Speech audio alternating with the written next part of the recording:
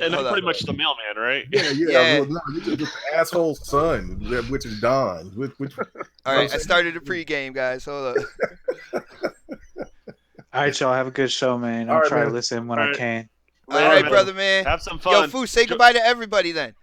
Tell them you're gonna go eat Oh, turtles. are we pre-grade? Yeah, I'm about to Yeah, go eat some turtles, y'all. Wish man. me luck. He's about to do it I hear Mario they kill you status. He's like gonna jump on their heads real quick and then. Just yeah. don't eat Donatello. Hold on, Yeah, Michelangelo is my favorite, man. What are you talking about? Well, yeah, Donatello's my favorite, but you know. his Mm. name's Don. He's got it going. Oh wow. Oh, there we go. Never mind. Eat the hell out Meg, of Mega's Donatello. just serving it up Raphael for is my new Don. favorite. What's going on, guys? Welcome to the pregame where we are saying goodbye to the golden voice, man. So anybody who had those candles ready for when he started talking, they were going to automatically light and stuff. Sorry to disappoint you guys. He has to go eat turtles tonight. So, but no, in man. Hades. He's got a family thing. He figured Damn. he stopped in to say what's up and all that good stuff. So, Foos, you want to say hi to everybody before you take off? Yeah, what's up, everybody in the chat? Yeah, we got a good show, so don't skip out just because I'm not here. I know that's why y'all here, but stick He around. said Scorpio sucks, by the way. I just want to let you know that. Oh, only from a pony's mouth. I hear you. Golly. I don't even know what's going on here, man. Like in the Twilight Zone. All right, y'all. I'll catch y'all later. All right, brother. brother, man. Later, Foos. Later. Damn. So we got the chat rolling already. Of course, my brother UK Dazarus. What is going on, man? Who's next is in the building? Lethal Papa, Noble Addiction, man. Yo, it's filling up right now. Yes, indeed. Yo, guys, I gotta ask for the pregame. Yo, what have you guys been playing lately? Is there a game that's been kind of dominating your Xbox or whatever platform you're playing on right now? Man, I've been playing all day long NBA 2K. I've been playing my GM mode, and it's been aggravating the hell out of me because I'm trying to make this major trade, And they won't let you. and it won't let me. It won't let me, and I have done everything in my power to try to make that trade happen. I mean, I even offered them like 4 first-round picks that I generate. I mean, that I've traded some other players to get, and they won't let me do it. So come on now, the game can't be that damn hard. I was just like, good grief.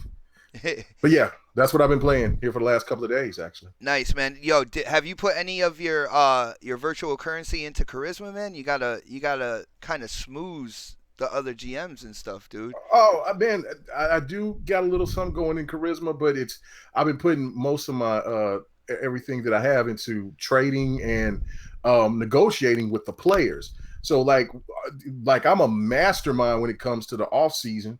And when it comes to adding players, I mean, I got Hayward, I got I got this other cat. I forgot his name right now. He's a rookie this year. Anyway, this year in the league, and I got him.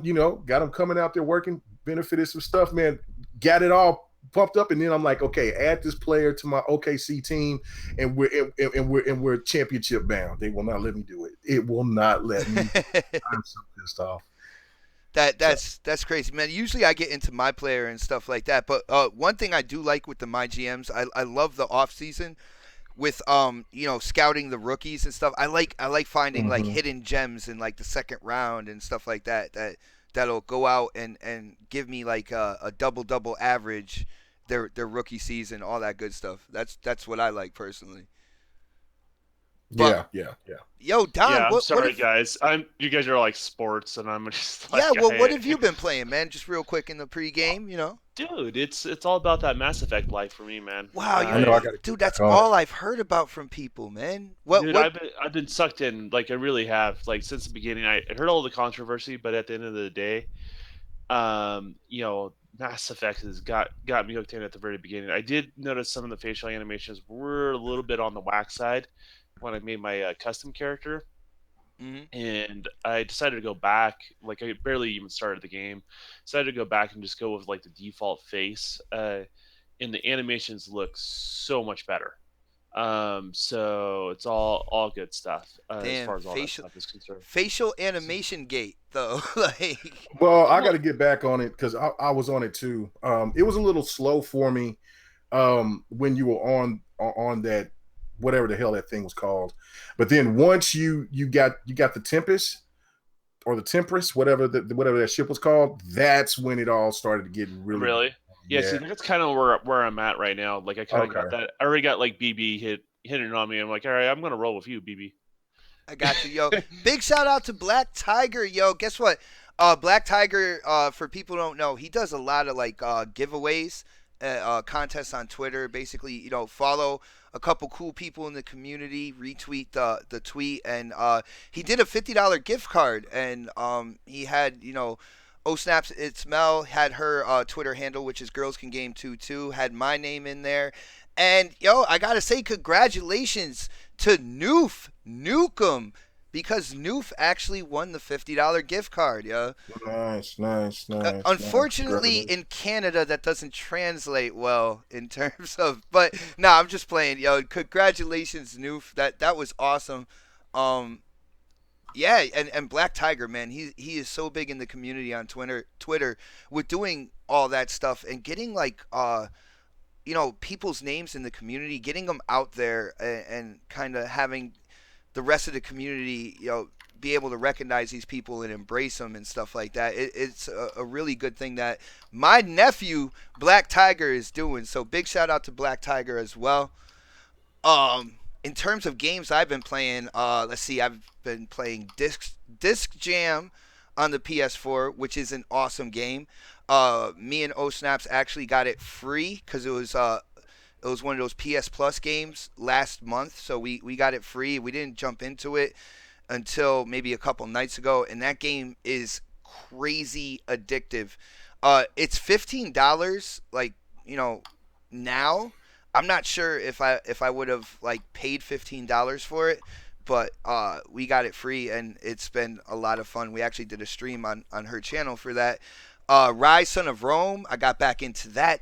Damn, that game is gorgeous, guys.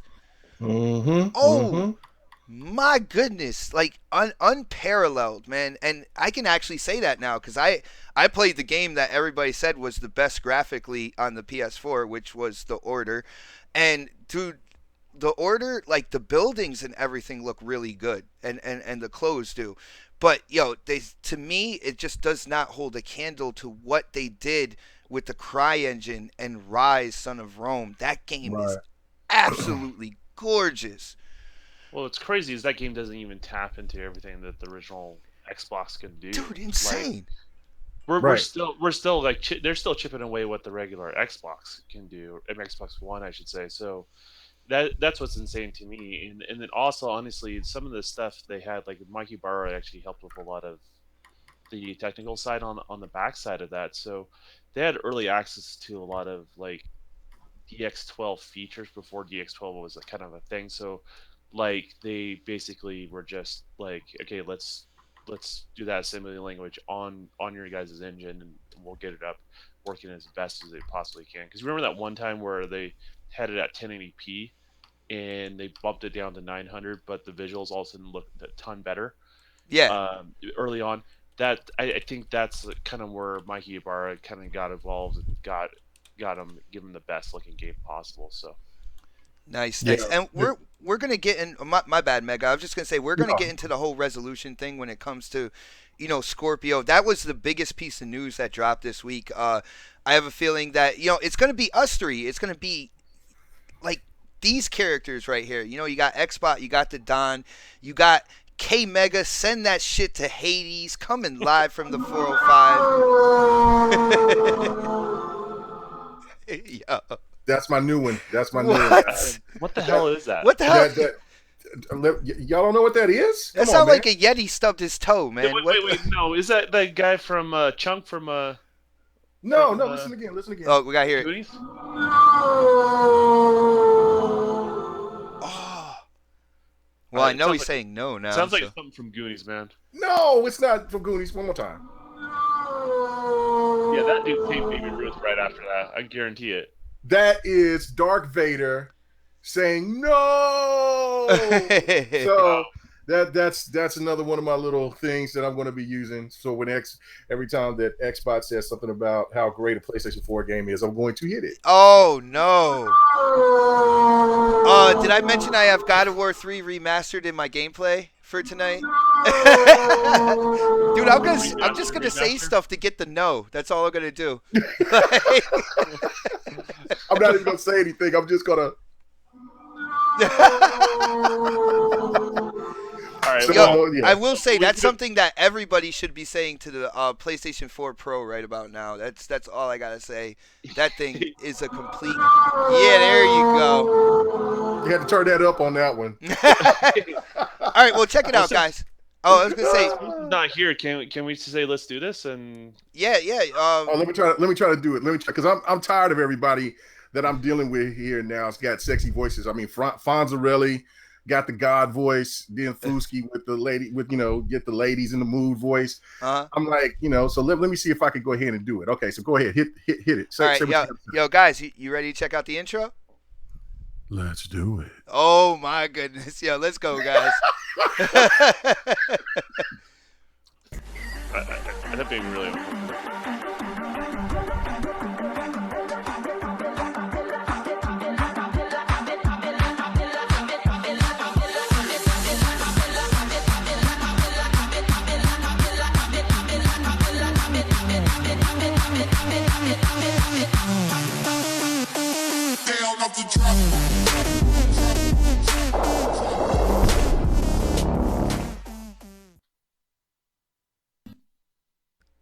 What's going on, people, and welcome to the 42nd episode of the next podcast.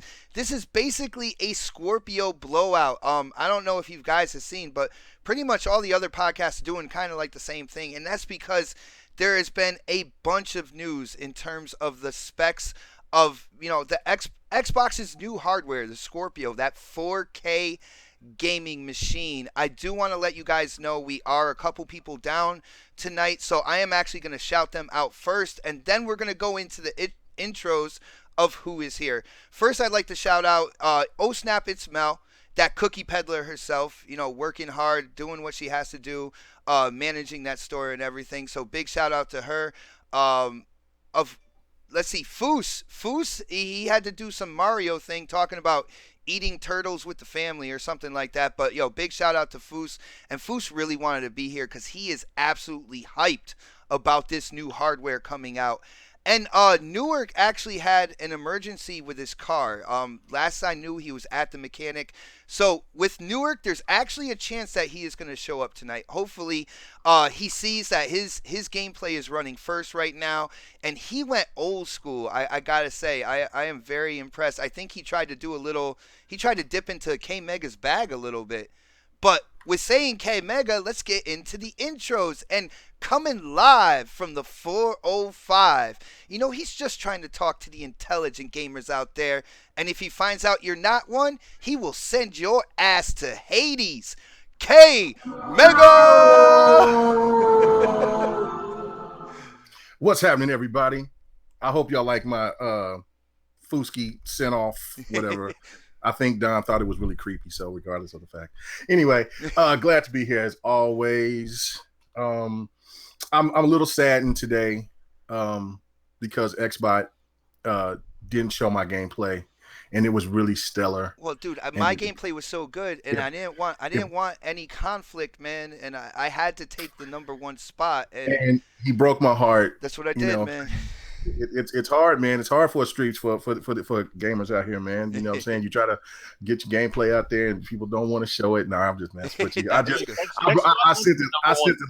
late as usual. You know what's gonna happen. I sent it late as usual, and then Bot's got this deadline. I usually could kind of force the issue, and he's like, "No, Mega, no." So I was like, "All right." No, but it's all good. That's my brothers, my family. I'm so excited to be here as usual. Damn, did you say the 42nd episode? Yeah, can you believe that, man? Man, good God, yes, this is crazy. We're almost on our year anniversary, aren't we? Yeah, that's gonna be insane. I'm actually behind the scenes. I want to talk to you guys basically about adding some features to the show, doing a couple new things and stuff, because this is what we do at Next Podcast. We don't just get comfortable with what we have. We try to push and do more. And so I want to brainstorm with you guys on a couple added features for future shows. But just No a doubt, little no doubt, little no sneak doubt. peek there into some planning.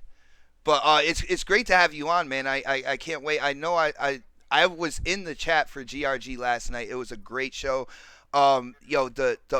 The new overall look is absolutely fantastic. I tried to get in, but Appreciate it. me and Discord don't get along, man. I don't know what the hell it is. Yeah. We'll try to work with you on it, but yeah, everybody has problems with Discord. Every one of us that's been trying to that's first work with it. Yeah, it's hell to get into, but once you get it, it's really cool to work with, man. So Nice, that's nice. awesome. And of course, man, it's time. It's time for everybody in the chat to stand up, show that respect, kiss that ring. The Don. Hey, what's up, guys? It sucks to always have one person down, but to have three people down. I don't know about the whole like. I'm gonna pick on New York a little bit. He said like his car's having issues. His Johnson rod is bent. I don't know what's going on, but he still may show up. Who knows if he can make it or somewhere during the show because I really hope so. He was pumped for he's today's show. he's super passionate. Like anyone knows him behind the scenes. Like he doesn't say a whole lot. Sometimes he's very like he'll get in there sometimes, but at the end of the day, you can't find a more passionate Xbox guy. He's just kind of that quiet guy you got to watch out for. Yeah, he's definitely insane. And didn't you say his Johnson broke? Yeah, No, it's it's Johnson rod. Yeah, his mechanic said his Johnson rod was bent. I'm Oh, not sure what that is. oh, I don't know cars all that well. Yeah, this car. I was like, oh my God, we might not hear from him no more. He might not be Newark no more. He might be Nafella. I think he might be out there somewhere doing a Pepsi commercial. No, I'm just playing. Yeah, but no, I hope he comes in. You guys, I know everybody in the chat and whoever watches this afterwards, you don't get a chance to see the DM, but if you could see like the amount of stuff that Newark says and he posts and stuff like that in the DM, he's really passionate about, especially this episode and going into like the Scorpio specs and all that good stuff. So hopefully we'll have him here. Hopefully it was just something real light with the car, but mechanics will tell you need all sorts of new parts when you really don't. So that is such a crooked industry. But yo, check this out. Before we get into the Scorpio and everything like that, I would like to announce that for people who didn't know, who were living under a rock last Sunday morning, MNC in the mornings is back. That's right. Yes. We have Crap Liver himself. We have the Mooch. We have J Dubs making sure the entire show runs smoothly. We have the trio. Yes. I know that was late, but no, it's all good, man. I talk until I can't breathe anymore. So, but it's just it's absolutely incredible to have that show back, and they're doing big things with the Patreon and they're going in with like a top 10 every Sunday, commercial breaks, stuff like that. So what do you got? Yo, Mega, what do you think, man? Any type of shout outs, anything you want to say to MSC man, Mornings? yeah, big shout outs. I mean, they killed it. I mean, for their return, they were at like 900 views. It was ridiculous live. And I mean, and normally when they show the views, it doesn't actually show how many people were actually looking at that time until after you get off and you check. But I'm like, damn. So pretty much, basically, if it was at 900 views, then it pretty much was probably over 1,000, and that's insane. Kudos to them. It just shows how the Xbox community missed Mooch, missed Crap, missed MC in the mornings. I mean, like that was, I had to watch my Meet the Press, and next thing you know, here comes MC in the morning. So I am so happy that those guys is back, and it's well polished. It's better looking than it ever been. It's big kudos to all three of those guys, to Jay and to Mooch and Crap, man. You know what I'm saying? I'm happy that they're back. Well, what happened to bot? No, definitely. I muted myself again. I got to do that at least one time per show. Bot, the gameplay, I think, is not centered. It's unfortunately, something happened when I went in and I processed the entire clip with Newark's, and this is Mass Effect right here. So hopefully you No, guys can that's happened with squint. mine. That happened with mine too. It was something at the beginning of the game. It did that on purpose. I don't know what the reason of it was, but I have the same type of gameplay. Mm-hmm. On that first world, and it showed in that little box. But then when you get further on in the game, it shows normal. So it's not you. Yeah, It's it'll go back into full view. Unfortunately, that happened, and I didn't want to cut that because like I was watching it, and I'm watching it again right now, and it still looks good. It's just not within the full box. But he took time on it and all that good stuff. It looks really good, and I wanted to keep it in, even though it was smaller than the other clips. Oh yeah, that's all good. I just want to make sure not. Yeah, it's something. It was something I guess with upload or something because it was mine's a little bit further than his, but I wanted to show the same thing, and it got the same box. I don't know what the hell that was about, but yeah, the game is beautiful though. I love that game. Yeah, Nice. I've watched a bunch of gameplay on it. The game does look absolutely beautiful. Just to me, this Mass Effect with being like so big and so open, I just thought it was a game that kind of like with The Witcher 3. I didn't pick up The Witcher 3, and the reason why is, man, I didn't want to like with how I play games and stuff like that. It would have taken like 10 years for me to beat the game. You see Dude, what I'm you can saying? just do. I think you can just do main story and you'll be good. But back to M&C Mornings, man, those guys, you can't keep a good guy down, man. I'm so glad to see Mooch back. And I'm so glad that, like, honestly, he's kind of collect his thoughts and what works for him in his day-to-day life and trying to balance all that stuff out. So I mean, he's kind of put full focus on M&C Morning, and that's huge. Mm-hmm. And then Crap's obviously still doing crap things where he's Crap things. he's basically doing everything. He's trying to win the internet is what he's trying to do. But at the end of the day, those guys have a unique voice that's together. That's not the same. They are not in the same thought process or anything like that. But it does spark that unique conversation, and they have a format that really no one else has done. And honestly, when M&C Mornings went away, someone could have totally copied that, but no one did, because no one knew. Everyone knew that like there was nothing quite like the combination of everything that was put together Yeah. and how it was put together. And it was like this a bit of reverence there was for M&C Mornings because it is so special, and it's great to see it kind of come back. Great to see everybody, just kind of together.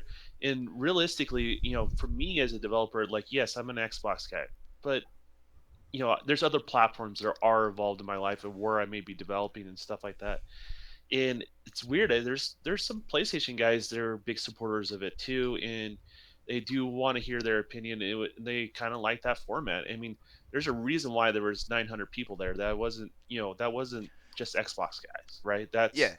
Those are some PC guys. Those are some PlayStation guys, and they just they missed it. Even the people that may have hated it, they still kind of missed it, and they wanted it back. So there's something special there for sure. Yeah, definitely. There's a couple things I wanted to drop about M&C in the Mornings. First of all, the first one back, like you said, 900 views. This is what I want to say to everybody in the community and stuff like that. I want to see as many people watching on Mooch's channel this Sunday. That would mean so much. Just because I know with Crap, Crap has so many subscribers, so many followers and stuff like that, that that notification bell probably goes off all around the world for M&C in the Mornings on that channel. But to see it come over onto Mooch's channel, we need to show that, like, we back him up through all that. This is what I think. We back him up through everything that he's been through, and we are so happy he's back that I want to see that same number of people for M&C in the Morning this Sunday on Mooch's channel.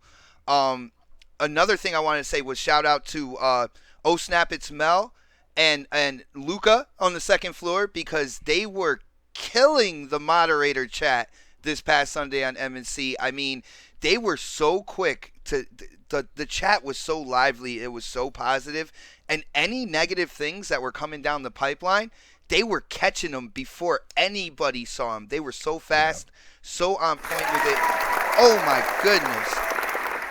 And then my last thing was I was able to call in, and I was able to call in at a point in time where I can actually interact with Crap and with Mooch. And for people who don't know, I'm on BGST. I'm cool with these guys. Like it's just like talking to your brother or something like that. But that interaction, which I'm not sure if they're going to continue with, I feel like if they get that down pat, that is just an added layer, and I would love to actually see them try to stabilize that and get that going for future shows.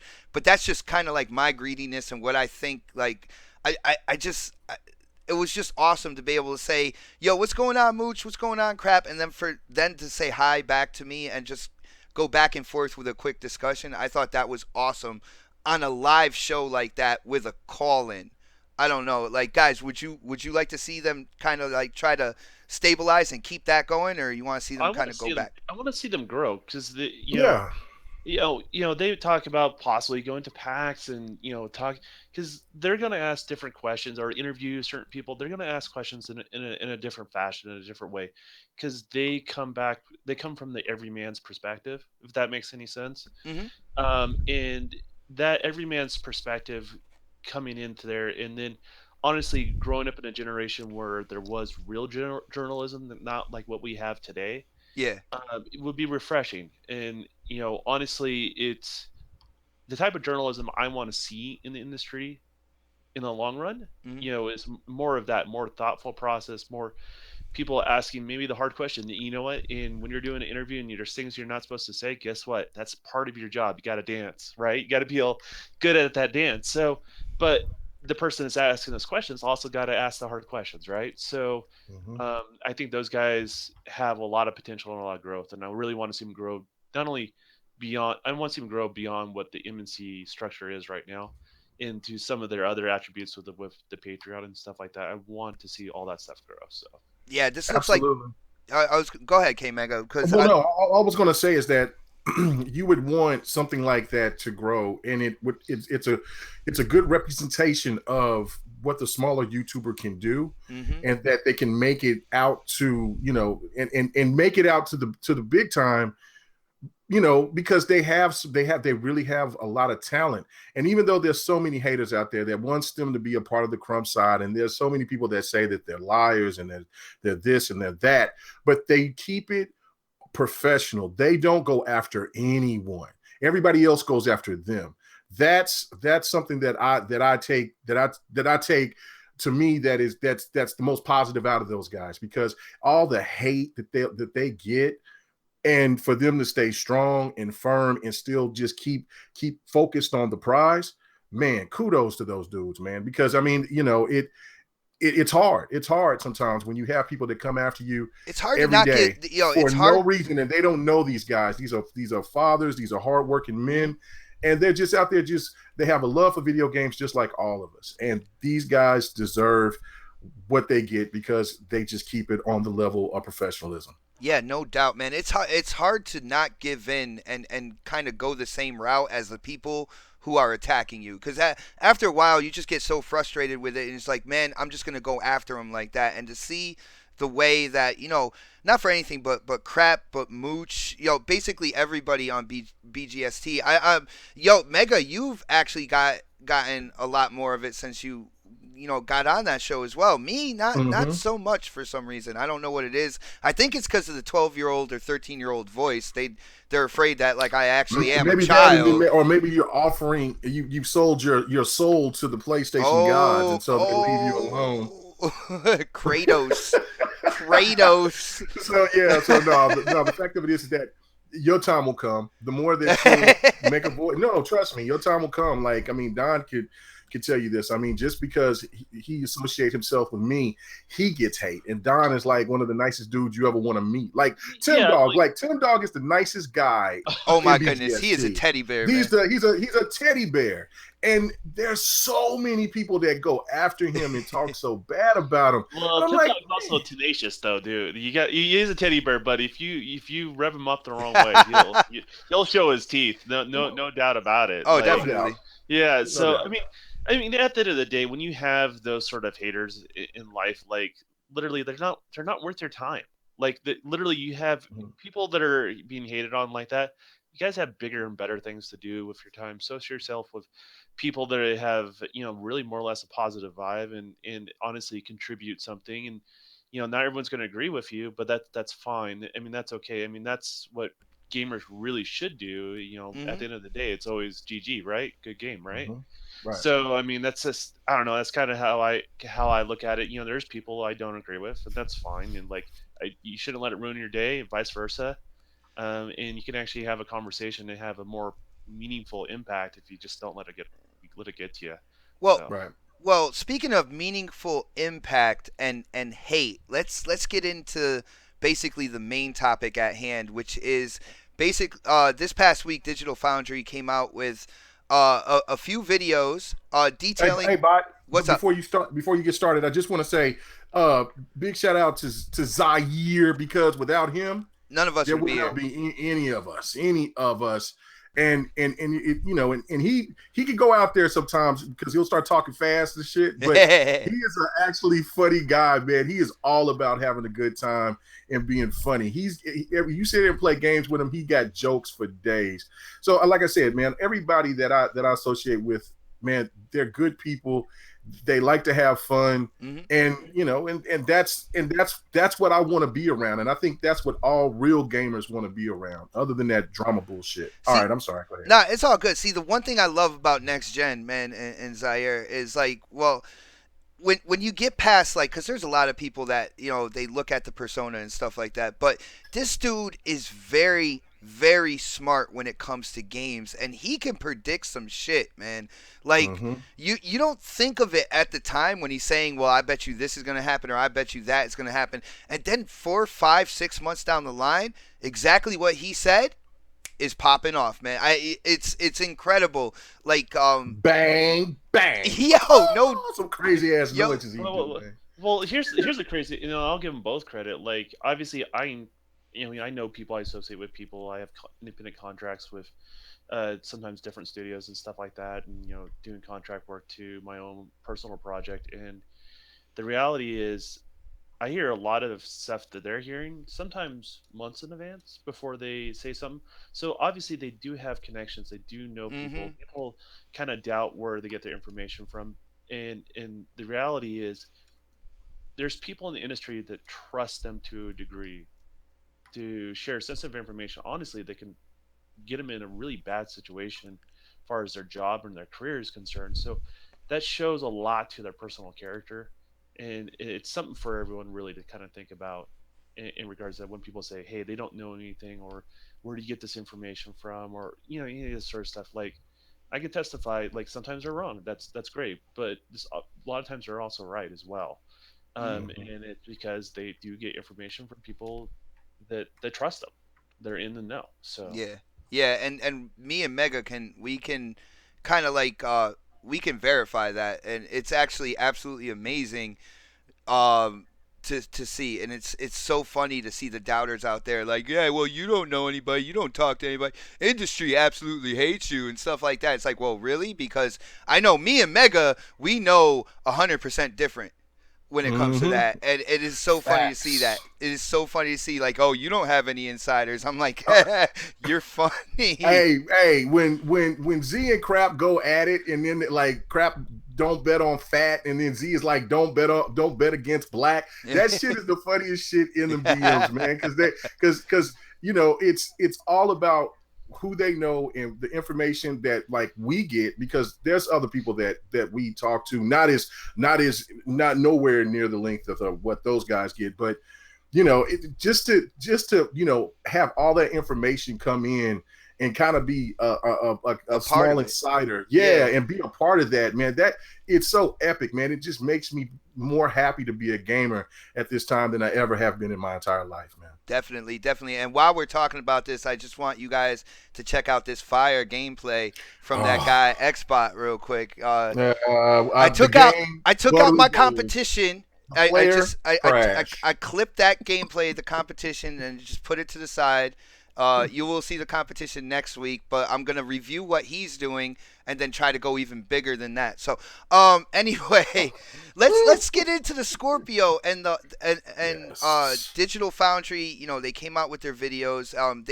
They were the chosen ones, I guess you could say, from Microsoft and the Xbox division to kind of reveal the specs and everything. I don't know. Maybe we should hit up our dev real quick. Do you just want to give us like a quick rundown of the specs as you remember them, man? And then we could go into like how we feel, uh, what we feel about the hardware, and then we'll go into like how we feel about the actual reveal and who revealed it like after that. So, I don't know. Yo, Don, do you want to go through and just give uh like the CPU, GPU, memory, just a Uh, real quick overdraft of this yeah, thing? I would have to look at a spec sheet because I didn't memorize it. I'm sure there's people that have memorized it by Well, now, but I do remember looking at it. I know the bullet points, of course, right? yeah. So yeah, the clock speed is increased quite a bit on the CPU side. There's some major changes done on the CPU for the GPU controller. Basically, they reduced. They have some of these built-in instructions directly built into the GPU controller from DX12. So what that allows it to do is basically no bottleneck between CPU and GPU. Like the commands from back and forth between those things is basically Is nothing. that the thing that brought it from like thousands of calls or thousands of commands down to To 11. 11? Yeah. All right, So now think about doing 11 thousands of something, and now think about doing 11 tasks. That's just basically what it is. Um, nice. so, It's so I mean, crazy. and those are some of and those are some of the things that make that CPU so unique. And I'm sure See, we'll because you're cushioning the blow. I think you know where I'm gonna yeah, go when well, it comes to the CPU CPU right is here. mentioned in the thing, and I've said this before openly on Craft Show. I made predictions. You know, I knew some insight. I believed they were going to do 4K, but I didn't believe they would take this direction. Right? Hmm. I just didn't see the possibilities of doing that. Obviously, much smarter guys than myself. So I take the L, and I'm gladly to take the L because I like where they've gone with a lot of this stuff, Mm. even more so in some ways. The Don, I basic just real quick before you move on, that controller where it says like the DX12 like baked into the hardware. Now, there's been some speculation. Is that in the original Xbox One? Do you know? No, there No, are there are baked in features in the but it's Xbox not One as of advanced. DX12. So the whole tile resource thing, that it's a main part of DirectX 12. That is baked into the GPU to Mm. help out with that sort of thing. So basically, you can create tile resources really on a PlayStation, not a problem. Okay. But it's time consuming, way more time consuming than a checkerboard render or anything like that. So and it takes a little bit of your overhead away. The end result is, though, if you do tile resources, the image quality is substantially better. Mm. The quality level of textures. I mean, you increase the resolution of the textures because you're streaming that stuff in as it becomes viewable. But yes, there are DX12 features baked into the original Xbox I One. hate to Just interrupt you, yo, just one more time. I have to give a huge shout out to our BGST brother. Showstopper is in the chat. Yes. he's living up to his name, Showstopper. He just What's stopped up, everything. Sean? What's Show, what's happening? going on, brother man? It is good to see you in the chat. Yo, just let us know, man. If you want to jump on with us, there's no problem. Let us know in the chat. I will send you the hangout link like absolutely immediately, dude. Um but yeah, go ahead, Don, for the Yeah, third time. okay. So that really kind of covers the main things of the CPU, and I know we're going to talk about in detail because that's the one where everyone wants to argue. Um, and then basically the start of the GPU is 486. Sorry, RX 480 on steroids. Basically, they've clocked that thing up to a nines. It has some additional components to make up the actual GPU side of things. But literally it is way more than I thought they would get out of a 480. Basically, they just turbocharged the sucker in order to get that. So that's impressive as well. And what's even more impressive is some of the demos that they were shown to Digital Foundry. Well, they showed one major demo, which was the Forza 5, right? And people kind of keep Forza in mind 6. That was Forza 6. I was Forza going to 6. say. Sorry, Forza 6. Sorry. Well, there's so many of them. It's hard to keep track of the number, right? But Forza 6, but a lot of people don't realize is not really a full DX12 game. They implement some features of DX12, but it really isn't like a DX12 game until they get to Horizon 3. In regards to that, so that's what was interesting to me. They showed it off with a first party thing. They basically ported the game over to the system within 2 days.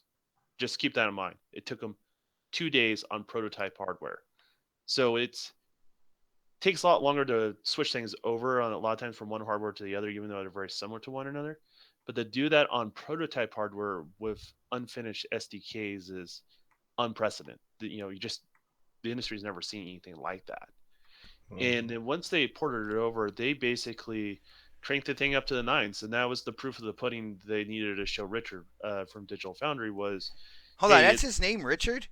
Mm-hmm. So we can call him the Dick from Digital Foundry?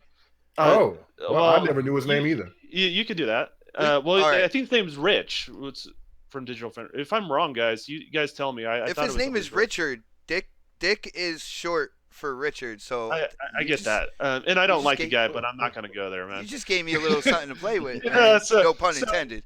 Yeah, but anyways, they got the guy from Digital Foundry, and what they showed him was, the latest Forza, 6. Forza 6 engine. Forza 6. It was the game. It was a stress test. It was a PC stress test, very similar to Apex essentially, and they not only ported it over, but they cranked everything up to the nines. And there's some images floating around between the Xbox One version and their version of everything, but it is insane on all that sort of stuff. But I'm going to stop talking for a little bit because we got Showstopper here. Oh my goodness, what is going on, Show? What's happening, everybody? Thanks for inviting me, man. Baby BGST up in the house. I've been meaning to join. You've been trying to invite me to your show for a while. I've just been so busy. Yeah, I mean, I know about life and everything like that, and I told you are always welcome on here, man. I gotta ask, man, what do you think about this Scorpio? Are you hyped for it, man? What do you think is going on? Let me tell you, that thing is a beast. And yes, I am happy for it. I am happy for it. I mean, I'm very excited. Day one for me. Just like he was sitting here saying at the end with the stress test of that game. I just want to continue on where he was. Those was ultra settings. I don't know where everybody getting off. They sitting here saying that it was like 1080p ported, but there was actually a comparison of ultra settings like on a PC, and that was a great thing. I mean, we have never had that on a console to even match that type of settings. So for me, to correct you a little bit, Show, it was beyond ultra settings. See what I'm saying? Thanks for correcting me. They did some things that people don't realize. Like they kept typically on an engine, like when models or a character moves way far in the distance, they have ways to reduce the polygon count, the texture resolution, that sort of stuff, because you don't see that stuff in the distance. With the demo they showed, the guy from Digital Foundry, they kept all the 4K assets, all of the basically the polygons, everything. They cranked everything to 11 to the highest detail of the card closest to the camera to the furthest one away, and that processing power is being wasted, and it still had a 30% overhead on stuff you don't even see. That's crazy. Stupid. That's the stuff I'm talking about. We have never had that, and I don't think everybody grasping it because they ain't gaming on it yet. But just for the thought of that being on a console, it's just mind-boggling. We have never ultra settings. It's possible hitting ultra settings and still have room to spare. Stop it. Who can't be excited about that? When they sit here and Microsoft came out and said this would be the strongest console ever put out, they was facts on that. It was all true. And I'm just happy that they delivered. It might not been the hardware that everybody thought was going to be in there, but what they sat here and said they was going to deliver on, they delivered on it in every way. But that's what makes it so. No, go ahead. Go ahead. Go ahead. No. But that's what makes it so fascinating, though. Show is the fact that they're using older components. They're using what everybody was talking down on, that Jaguar or some remnants of it, yeah, and using older, cheaper components to utilize this thing to be this powerful. It only makes it, like I said, you got to give kudos to Microsoft, because to work and to get something out of something that's old tech, it only brings a more brighter future for the Xbox brand here to come. I mean, that's amazing. Mega, see, that's the thing that I'm impressed by, because me and the Don, we were talking Ryzen, we were talking Vega, all that good stuff. Now, when Digital Foundry came out and they started talking about the CPU, of course, our boy Richard over there had to bring in Jaguar and be like, well, it's Jaguar evolved and stuff like that, to kind of bring it closer to the PS4 Pro. I know what he was doing there. But when you look at the spec sheet, it just says x86 cores. Like, they are so modified that you can't call them Jaguar, you can't call them Puma. Like, it's really Microsoft's own kind of modification of AMD's cores, to the point where they're not even like labeled as Jaguar. Listen, they got their tech, which is what's that, DirectX 12, embedded into the CPU. Am I right? It's in the graphic controller, so it's the part that communicates between the CPU and the GPU built into there. So that's the offloading and the working from the offloading and unloading from the GPU and CPU, it works in harmony. Am I right? Yeah, exactly. Like, it's less of two different components and more like one. The way like, this is the best way to describe it. Like, what's insane about the CPU? Like, this is, a lot of people are talking about the whole Jaguar thing, and as far as all that stuff goes, and it's kind of like saying, like, a Porsche and a Volkswagen Beetle is the same thing. Well, they're built on the same basic layout, right? But obviously the Porsche performs at a much different quality than a Volkswagen Beetle, right? And at this point, when you look at a Porsche, you don't think of an old Volkswagen, right? So, at what point where, in the design process, if something starts off as this, right? And then when you finalize the product, do you still call it what it originally started its base off of? You don't. And then that's kind of where we're going with the CPU, because I've already seen arguments, people saying, no, it's Puma. No, it's Jaguar. No, Jaguar can't clock up to that speed. And no, but Puma's got the cache. And, like, at the end of the day, yes, it started off as the same basic layout as a Jaguar or a Puma. So anyone who wants those arguments, they're kind of both right. But at the end of the day, it's really its own thing. And, like, I kind of call the CPU the El Camino of CPUs. It's not a truck, it's not a car, it's an El Camino, right? It's its own damn thing, right? And you bring that in front of car guys, they'll argue that thing for hours and hours and hours. But at the end of the day, it's really kind of its own beast. And they thought so far out of the box that I just didn't really think, how they approached it would even work like that. And, see, Don, the simple terms is like, we both Chargers, but we just got the Hemi in it. Yeah, pretty much. See, and that was the one issue I had with the Scorpio reveal, because I really felt like with Ryzen and Microsoft's kind of like their business relationship with AMD, I thought the Ryzen CPU would further future-proof this machine, like further out. So like, I would be able to buy the Scorpio and be comfortable for 5 years plus and stuff like that. That's where I kind of felt kind of slighted a little bit, because if they can do that with the older technology and customize it so much that we have native 4K 60 frames per second gaming on a console, I was like, damn, why couldn't they just take it that one step further? Because now, like, it gives those ponies out there and those extremists a little something to try to, like, fucking bang heads about. It makes sense now, though. Everything totally makes sense. If you think about, like, why did they invite Richard from Digital Foundry? He would have found little pieces and nitpick at every single little bit of part of that. And if you take some of these things by themselves, right, and you look at it, it doesn't sound impressive, right? Mm-hmm. But when you combine and you have the complete story and the complete understanding of what's going on, that's where it gets impressive, and that's where people start to understand what's really, really going on. And so that's why it makes more sense in retrospect why they brought him in, because he was the guys that was going to be nitpicking at it. But let's raise, his passion, right? Let's raise him up. Mm-hmm. Let's actually educate him on the actual subject matter of it, right? And let's give him the complete story. So when he does go out there, it puts really him in a situation where he has to set that. People think he has a bias or not. That's up for other people to decide. But if he has a bias, it forces him to set that aside for a bit, because if people find out anything contrary to what he said, they're going to call him out, right? So Right. it basically pulls his accountability and his character into question.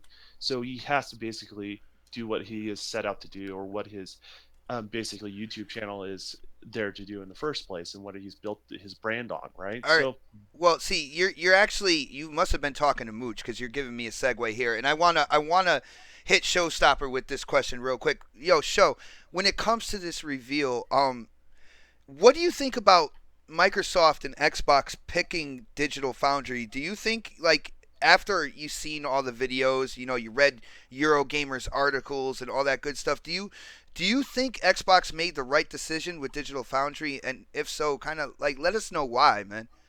I think they did. Digital Foundry is big, far as amongst gamers.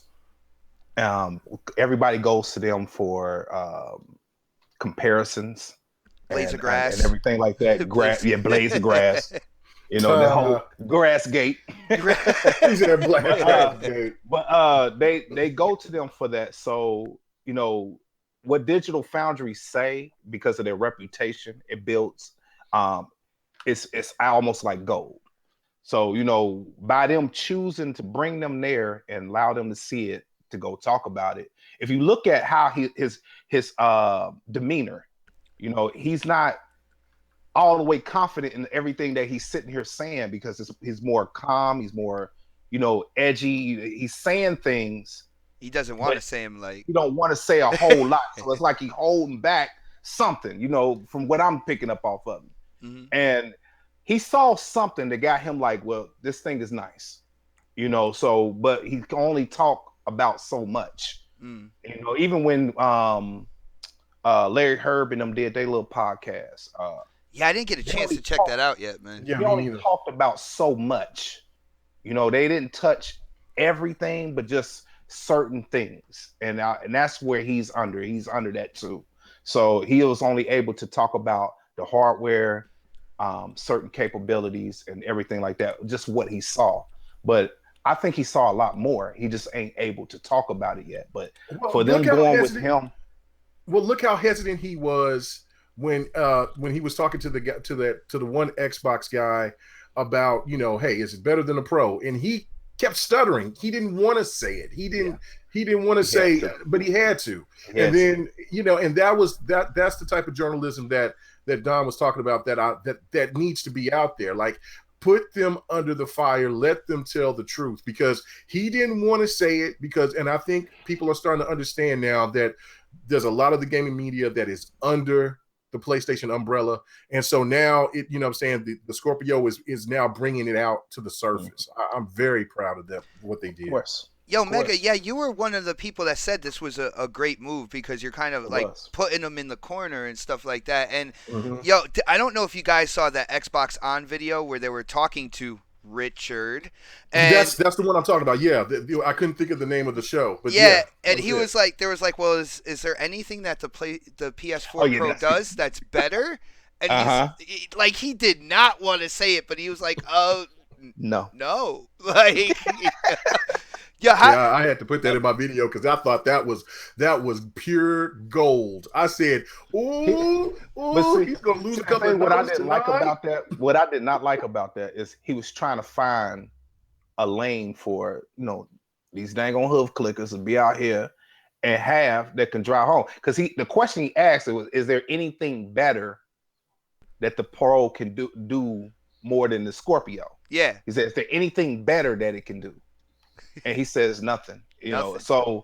so that kind of killed. He could have sat here and said, "Well, it does this better." And if he would have said that, man, ponies would have went crazy. Man, they'd have been all over here like, "Yes, I told you it was on par." You'd have been hearing a whole bunch of stuff, you know. But I'm glad he said something. Go ahead. I'm sorry. No, you're fine. I cut you off on that. But what's funny is he had to think about it. Like he had to think about it, and the answer was no. Right? You know, after a long pause, he couldn't come up with anything. I think he was thinking about that Yoshida check, and he's like, that's man, what I was about to say. I'm missing it. Thinking about that money. Him a Yoshida note. Like, he makes his money on his clicks. Damn it, I lost some dollars today. But guys, all in all, when it comes to Scorpio, we're gonna get faster load times. We're gonna get a brand new kind of like DVR mechanism where we're gonna be able to record 4K 60 frames per second. Like all in all, from besides the regular feature, the game feature, which is the native 4K ultra assets, which I'm big on that whole like PC assets thing, because I'm there with next gen and stuff like that. When it comes to 4K doesn't improve like the overall graphics. I'm all about graphical fidelity, the 4K textures and all that stuff. That's what really makes your games look better, and that looks like it's all coming with Scorpio. But like the side features, the faster load times, the better performance on the 360 games with no screen tearing, faster load times on just all your Xbox One library. I'm gonna hit Showstopper again because I'm happy you're on here, man.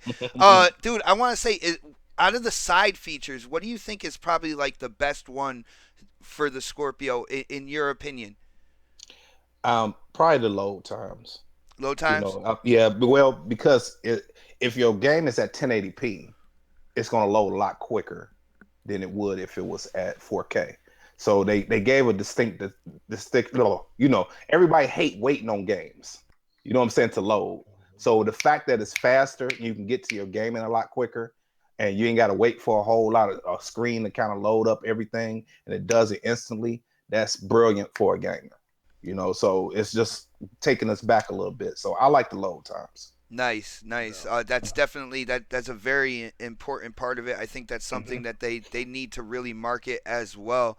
You know what I'm saying? Going down the line. Well, yo, Mega, what about you, man? Out of the side features, what do you feel is the best kind of like side feature that you heard of with the Scorpio so far, man? Well, I've been saying it. I'm going to continue saying it. The older games, when you get to play, like that's one thing that a lot of console gamers, that if they don't have a gaming PC, they don't understand the reason why the PC elitists go ham like they do. Because when you see those older games look as good as they do, you got to say, damn, it's serious, right? This is changing the game, because this is going to be the Scorpio is going to be more powerful than I say maybe 80. Let me just drop it down. Let's say 70% of most of these people, these gaming PCs, the Scorpio already is going to be 70% more powerful, and you'll get to see your older backwards compatible games look like you've never seen them before, and which also brings more revenue to Xbox, because those people are going to start buying those games in bulk, because for when they looked at those games, like, let's say Call of Duty, for instance, right? And they might played it and they was like, it's still COD, it's cool, but it doesn't look good like I wanted it to. Shit, now you'll be playing COD, you know what I'm saying? And that's the thing that I take that's got me really excited, because for all the backwards compatible games that they're going to bring, plus your older Xbox One games, man, I mean, just to add on to that, the thing that I like about that feature too is it goes right along with their message, the overall message. No gamer left behind. All your games, you'll be able to play. Boy, look at you preaching tonight. Don't look at you preaching. Stop that trash. But it goes along with their overall message, man. I'm looking at how they just trying to keep the longevity of their catalog of games.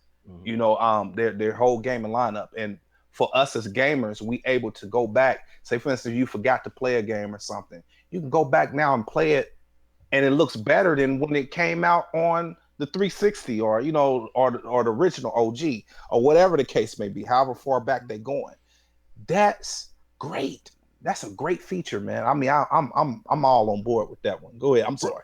Well, no, you're good, because I mean, you said it even better than how I was probably going to say it. I just was, what I'm saying? That's the thing. Like, when you play older games that looks better, it's almost like they're brand new. That's a win. And the thing that's amazing is the stuff that is adding to it, the textures, the extra stuff that the Scorpio is adding to it to get the stuff that we missed in the game. It might be some smoke, or you might see the background, and you can see further. Just show. Check this out. When they were talking about Call of Duty, they went back to Call of Duty 2, which I believe was a launch title on the 360, and it was aiming for 60 frames per second. What I like about this is the performance increase even on your older games, because you're dealing with more powerful hardware. Call of Duty 2 it went between like 30 and 40 or 50. Sometimes hitting 60 on the original 360 at launch. The centipede effect. I got you. Yeah, and then when it came out backwards compatible on the Xbox One was more powerful. So now you're dealing with like 45 to 60. Now with the Scorpio coming out being like what they say, like 4 times more powerful than the Xbox One.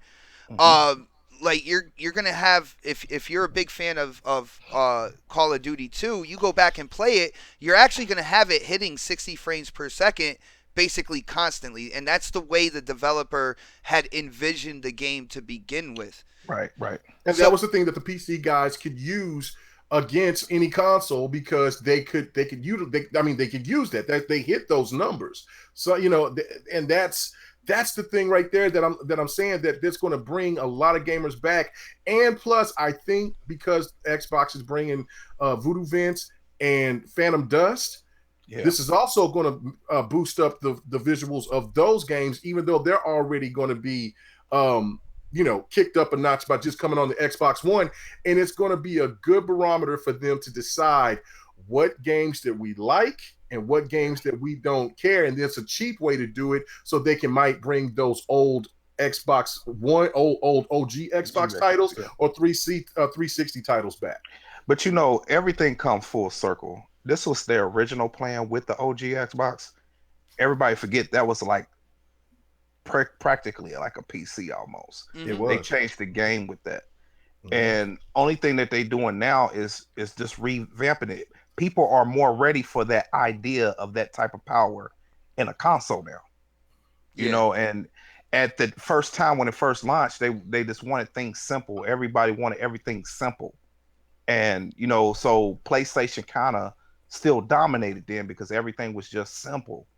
And even though it was simple on the OG Xbox, but developers didn't have to do a whole lot to do something for it. And I think that's what the difference was. But it just come full circle. I mean, they just revamping it and coming back to their original plan from start. Yeah, they kind of brought back the heart of the 360, because when the 360 first came out, there wasn't a PC out there that could play a game comparable to what the 360 could play in terms of performance, graphics, and all that stuff for that price range. And right, I'm talking about the original OG Xbox. The original was basically one. It was like a Dell computer. It was really powerful. And a lot of people forget that they lost that generation. And PC. Yeah, you remember PC gamers actually loved the OG Xbox. They actually was on board for it. Yeah, that one right there was like a power. They changed it because they said, okay, gamers ain't ready for this. Let's go to what the level PlayStation was on. So they went there and they built their brand that way. That's why I knew Don Matrix set them back a lot. Oh, shout out to Zaire, his boy DZ. Don Matrix set them back a lot with his arrogance, because they was primed to dominate this console generation. And that right there, his arrogance, You got a console for you. It's called an Xbox 360. Yeah, That right there. that's a weak point of all of Don's. We're like that. We're just all ignorant. Well, Don, I wanted to ask you as well. When it comes to like you're gonna have the native 4K, of course the PC textures stuff like that. But when it comes to like the side features, what in your mind, what really sticks out with the Scorpio in terms of like the side features and stuff? Let us know, man. Well, I mean, there's three pillars to the side features, right? Let's say a game is not optimized for Scorpio, right? Mm-hmm. So that entails 360 back compat games and Xbox One games. They have basically much better texture filtering. Mm-hmm. So that draw distance on the texture is just going to look cleaner on the horizon. The developer doesn't have to touch a thing. It's just good to go. It's built into the API, all that sort of stuff. So that's going to look better. It has 16 times AA. And what people don't realize what that is, if people are in the know, they're in the know. But if they're not, what that actually is that jagged edge you get on a horizon of a polygon object is typically 4 times AA is what we see now on games to help smooth that out. Mm-hmm. They're going to 16 times that. So the clarity of the image that you're going to have is just going to look so much cleaner. And you may not know why as a gamer, right? But it's just simply there. And then the games are going to hit their target goals. That's the third pillar, right? They're going to, if their target's 60 frames per second, they're going to hit. It's not going to dip anymore. If their target, if they do dynamic resolution, if their target resolution is 1080p, it's going to hit 1080p. And what's crazy is those developers, if they wanted to raise that level cap on that stuff, they could, and that's a relatively easier thing for them to do. Mm. As far as a patch is concerned. So it's crazy things like that that are pretty insane. See, and I gotta say, when it comes to the side features, I've been hearing rumors that it's gonna have a different like user interface, a different looking user interface than the One S or the original Xbox One. I'm hearing that they might redo Upload Studio as well, and Oh yeah. I'm a gamer, man. I love to game. I already see the performance and everything. Yeah, I know, right? I already see Yes. the performance and the graphics and everything all coming together. So my thing with me being a YouTuber and showing gameplay and stuff like that is the overhaul to the DVR and hopefully the overhaul to Upload Studio because we are now multi-console owners in the house. We have the Switch, we have a PS4, we have a bunch of Xbox Ones, and I got into Share Factory for a little while, started kicking that around, and I want a bigger feature set for Upload Studio for my Xbox because I like the Share Factory and the stuff that offered, and I want that on my preferred platform as well. So I'm excited. I'm excited to see what they do. Stop talking about that damn PS4, Michael. I'll be able to capture my gameplay at 4K 60 frames per second, best possible for performance. I'll be able to capture it just as I'm playing it, which is really really awesome. And then I want to see if they kind of go in and expand the tool set on Upload Studio and still keep it cuz let's be honest, Share Factory has a lot more features. It's a little more complicated. All right, Mm-hmm. it's more like Sony Vegas in terms of having the strip down below and editing it that way. Whereas Upload Studio, I feel, is really easy, and you can get a lot of extra effects and stuff like that just by playing around with Upload Studio. But if they can expand the feature set and still keep that simplicity there, that's a win-win for me, and that's something that I'm looking forward to as well. Hey, just on a side note, guys, if you guys ever want to know what Rise looks with 4K texture assets, I sent you an older interview, and just in the background, you should check it out. That's what the game can look like with 4K texture assets.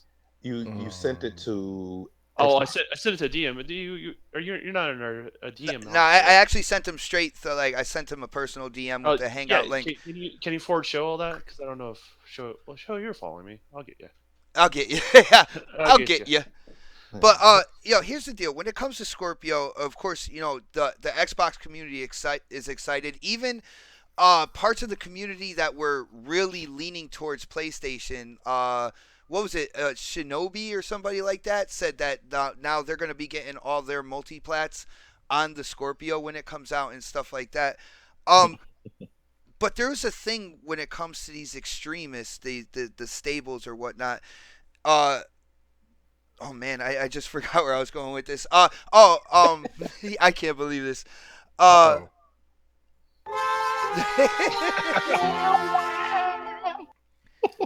oh man. So the system's taking your voice away is what you're. We're doing it live. We're doing it live. We're doing it live. Yeah. Hey, he just had a brain fart right in front of us. Yeah, I did. But, all right, well, let's throw this in. I'll brainstorm that while we're talking. Let's throw this out here. When it comes to the gaming, I got questions for days. Show you don't even know, man. If I forget one, I got another one coming. I'm trying, man, but you got all these special effects going. You trying to kill me right now. Yo, check this out. Well, I'm gonna hit K Mega with this at first. I'm gonna hit K Mega. Yo, Mega, when it comes to the gaming community, what do you think the overall reaction has been to the Scorpio? Do you see, did the hype train really pick up speed when Digital Foundry came out with all the specs and everything like that? Do you see a lot of hype? Do you see a lot of hate, man? What do you see coming from the community as a whole?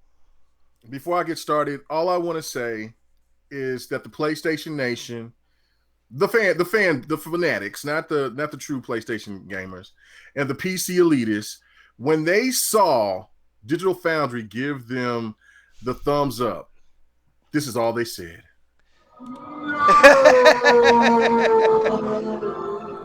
And then the salt began to pour. These guys, that was the one thing that I thought all Xbox fans were having a sigh of relief, because they achieved everything that they said. It was not like when Cerny came up there and started bringing up some crazy shit about 8.4 teraflops, started half floats, half floats and stuff like that, man. Oh. Yeah, just bringing up everything, throwing the baby in the kitchen sink, every damn thing. You know what I'm saying? Just to say that you don't want to buy the Xbox One S. To hear somebody from Digital Foundry that has been highly critical of these guys, and to say that this is actually the real deal, this is hardcore stuff, this is what this is all about, I just had a sigh of relief. I mean, I just felt like, damn, it's over. The resolution baby talk is finally going to die, because they can't use that anymore. Mm-hmm. It's going to go back to what it's all about, and what it's supposed to be about, and that's games. Now, finally, PlayStation has some games out this year, and so now they're going to try to change the narrative to it's all about games. But yeah, I'm very happy. I'm very pleased, because that's all I wanted to know, was that this thing was going to be 4K. These older games were going to be picked up, and I wasn't even expecting all these older games to come out to be, 4K, or even any new game. I thought that there might be, a couple of new games that would come out that would be maybe 1080p, 60 frames per second. But they're like, no, Jack, this is 4K everything. You know what I'm saying? This is the bling bling of consoles. So I am so stoked, man. I can't tell you. I'm about to pre-order this bad boy here in about 2 weeks. I got you, man. And yeah. Well, I think the price. I don't think the price is out, but you can put something down, I think, on Amazon. So that's actually going to be my next question. But let me go to everybody else around in terms of the community. And I know show. I know you're in the community and everything like that. So what have you been seeing? Have you been seeing any kind of like trends, good, bad, kind of in the middle when it comes to it's mixed. It's mixed. All right. Yeah, it's mixed to me. Don't get me wrong. You know who your extremists are, and they gonna hate regardless. So, but I am surprised by a few that actually gave it some props. One in this community in particular, Black Bond. He came and did a video out, I think sometime today, where he was telling, he said, "Hey, I'm a PC gamer. I'm gonna always be that, because I don't like restrictions on how I game." Mm-hmm. But he said this should have been what the Steam machine supposed to be. He said Wow. Xbox finally delivered on what he thought that the Steam machine should have been. And these is his words. You know what I'm saying? So, hey, kudos to him for that, because that, you know what, I didn't even think about that. That's right. The Steam machine was he dead said because the Steam machine has so many different SKUs and different things, and it was just like a big mess. He said Microsoft delivered on that aspect of that. He said, so kudos to Microsoft for delivering on something that he thought the Steam machine should have been. So I'm getting from the people that I watch and look around in the community, and you know, Black Bond don't give nothing props. No. No, I am with shocked everything. right now, man. I am no, absolutely he's a shocked. creepy little dude, man. But on that one, I gotta no, man. He's creepy as hell. He be coming in, Mega, you exposed. I'm like, oh my So, god, who are you? But no, but for him props to on give that. it, some credit, you have to sit here and that's fair. I mean, that's just saying, hey, this thing is a beast. Then you have those who just say, hey, you know, they kind of wish their platform of choice was delivering like this, so they hating and trying to find a way to squeak out some type of talking point. Yeah. So I get mixed reviews from different people, and I was just using him as an example of somebody that said something different. You No, know, that's that awesome. and so to me, it's mixed for me. So, and the only people that's going a little bit out trying to compare it to PCs and high end PCs and 1080 TIs and all this little stuff, and you know, they going to the extreme with it, you know, and you got to look at it for what it is. This is the powerful console that's been made up to date, you know, and that's exactly what they promised to deliver on, and they did that. And they did it beautifully too, because it took and it stripped away all the talking points that Microsoft had to endure. Mm-hmm. If you think about what Microsoft had to endure, from the failed odometrics, from, you know, people saying GDR5 was stronger than GDR3, they put 12 of them bad babies in there. You know what I'm saying? So Yeah. it's like every talking point Sony fans had to say, this is why we buying this console. Microsoft has said, okay, I stripped all that. Now what's your excuse? Well, Okay, now it's not this. Now it ain't about games. You ain't got no games. Okay, games coming. See, But that's 3 you know, months. 3 months without games, and Xbox don't have no but games. Just I 3 said months. this when I did my little live little talk. I said, listen, the games that y'all are enjoying are the games of pushback. Y'all are suffering from pushback. Y'all finally got everything that's been announced that y'all got coming, that is coming out for you guys, has been announced in 13, 14. It's supposed to came out in those years. And now it's been pushed back. Oh, we having problems with this. You know, Sony gave all kind of excuses. And I think they forgot about the whole sparse era. Like that never happened. They forgot about, well, 26. From 14 all the way to 16, it was the sparse. Yeah, I was just gonna say 16 had games, but it should have been sparse, because hell, those games were fails. Street Fighter 5 fail. I mean, even though they played the hell out of that game was a fail. All right, No Man's Sky failed. Microsoft had them so desperate for games that they was trying to convince us that indies was AAA. Am I lying, Xbox? Nah, man, No, dude. no. Dude. Not only that, they had them so far gone that they was trying to compare. They had their whole faces in blades of grass. Yo, that is absolutely true. I want to bring Don into the. Don, do you want to talk about, like, you know, what you've Hold seen? on, before Don say something, there's somebody somebody Oates that posted. Digital Foundry did an article today saying that the Scorpio can challenge the GTX 1070. 1070. Yeah, it fits between the 1070 and 1080 as far as performance. Mm-hmm. So that's wild. It doesn't reach a 1080, but it definitely outperforms a 1070, and that goes to the whole 30% increase in a closed environment versus a PC. Nice, yeah. So that's kind of where all that kind of factors in, because I think a 1070 is a 6.5 T-flop card, if I remember correctly. And if I'm wrong, please don't crucify me. How much is that card?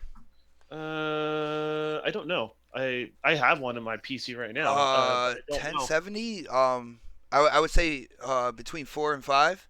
I can pull it up on Newegg. Okay, well, four and five. Well, my phone is kind of, and I'm being lazy right now. I don't feel like moving over there to get it.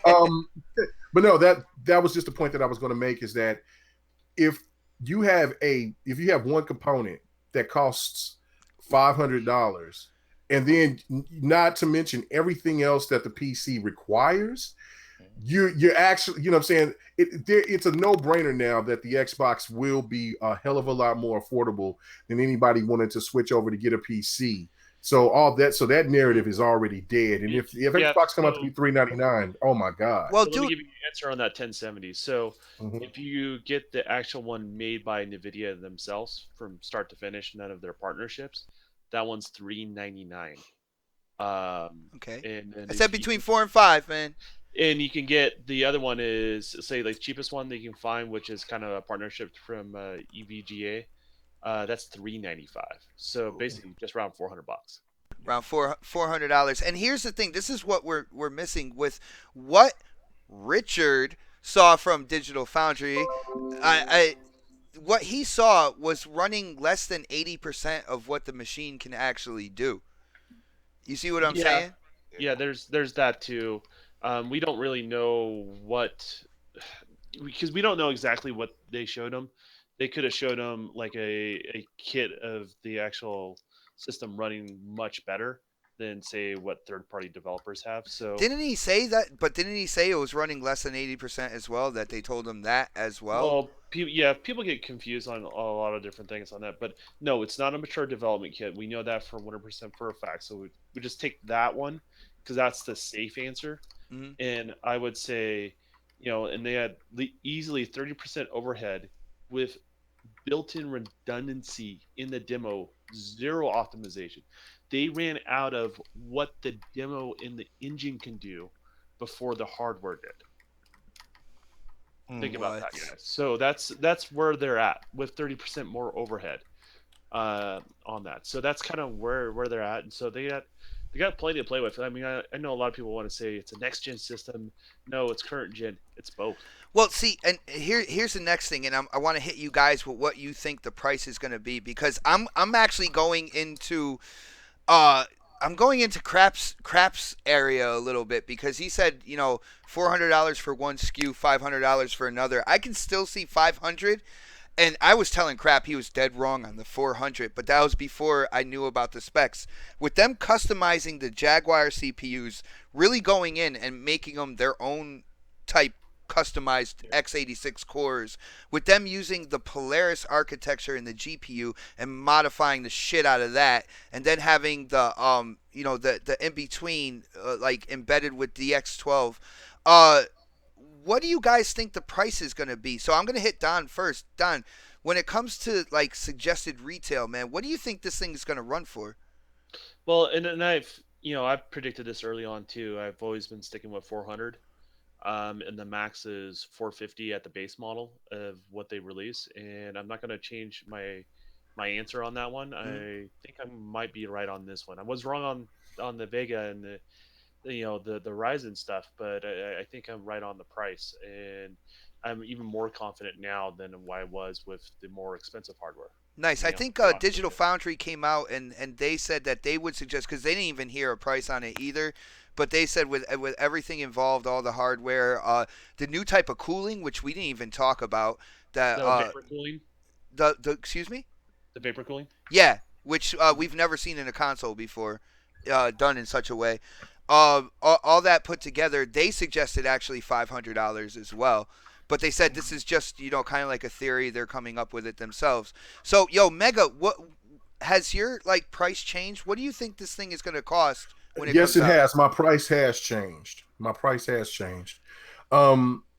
Check this out. I know this is going to sound unbelievable, right? $700.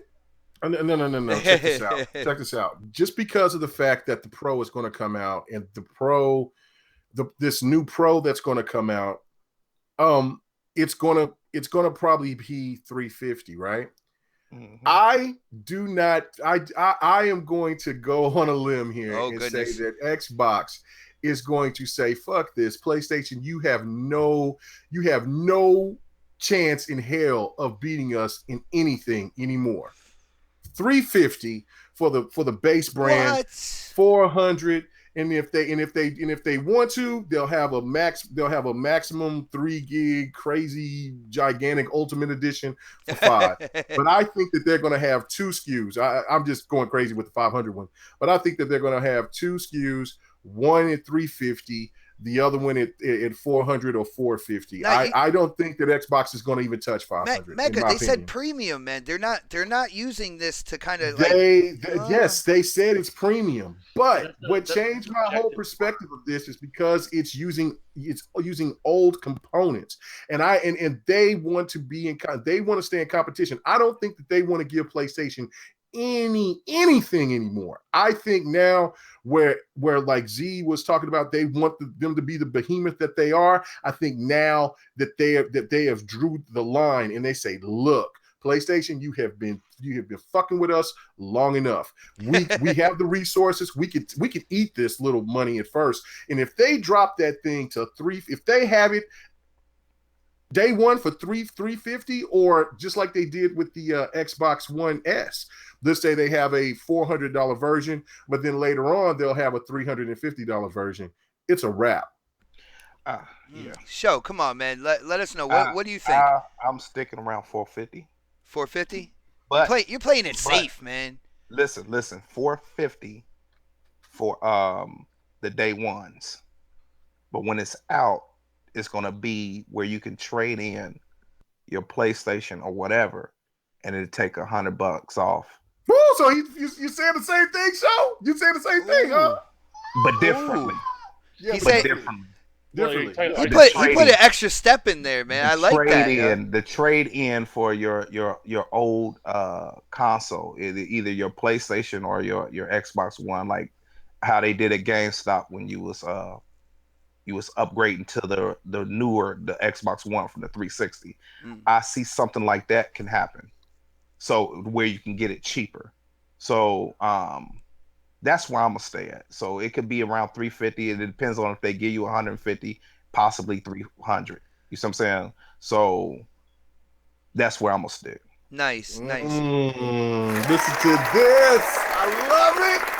I like it with the trade in there, man, because it makes more sense. Yeah, because GameStop is going to be hungry for people to come in and buy stuff. You know what I'm saying? They give you 150 off of $450. Man, stop that, bro. People gonna trade that trash in quick. Show, just talking about that and with the trade in, I just came up with a new question actually with GameStop and them kind of loving their whole pre-owned game thing. Do you see them really kind of like endorsing and pushing Scorpio now because of course, because the performance of the older games and stuff like that? Yeah, because that's a lot of people gonna go get those games a lot cheaper, so that's revenue for them. Yeah, it's all for them. Not me. Not you. I get everything digital. Nice, man. And I know. I don't even mess with it. Everything I get is digital. I know the devs definitely appreciate that, and with an up and coming dev that we have on the panel with the Don, I'm pretty sure he can appreciate the fact that you do that as well. Yo, Don, what do you think? Do you think GameStop is really gonna push the Scorpio now because it'll be able to push their pre-owned space more? I think people have to kind of push where the money's at, right? I mean, and that goes to everything from media getting their clicks to wherever is really trending. So in this case, for GameStop, they live for trade-ins. I mean, they love it. It doesn't really matter what it is, as long as it has some sort of retained value that they can flip, right? Yeah. And I think they're gonna probably not so much on the standard Xbox, but the Xbox One S. I think they're gonna take those things in spades because that still has quite a bit of value for the end consumer that buys a used one. You still got the upscale 4K. You still have the HDR in that. It's an awesome system. And here's what's also insane. Mikey Barr said this on Major Nelson's podcast. Basically, when you get your Scorpio and you have whatever entertainment case that you have, you literally unplug everything from the back, pull your console out, put your Scorpio in the same spot, and plug all the same cords in. Turn it on. You're done. That's sick. They literally spent like months and months of engineering just to make sure every single power cord and everything passed through certification with, because with electronics, I think it's FCC, you have to kind of go through. Mm-hmm. So they went through all this crazy hoops just so you can do that. So that's, I mean, even Xbox is anticipating you guys trading it in with your local whatever store it may be. So that's crazy. Yo, Mega, what do you think about GameStop? Do you think they're really gonna endorse this for the fact that they probably feel they'll be able to sell more of their pre-owned games and stuff like that? Do you see them really pushing Scorpio?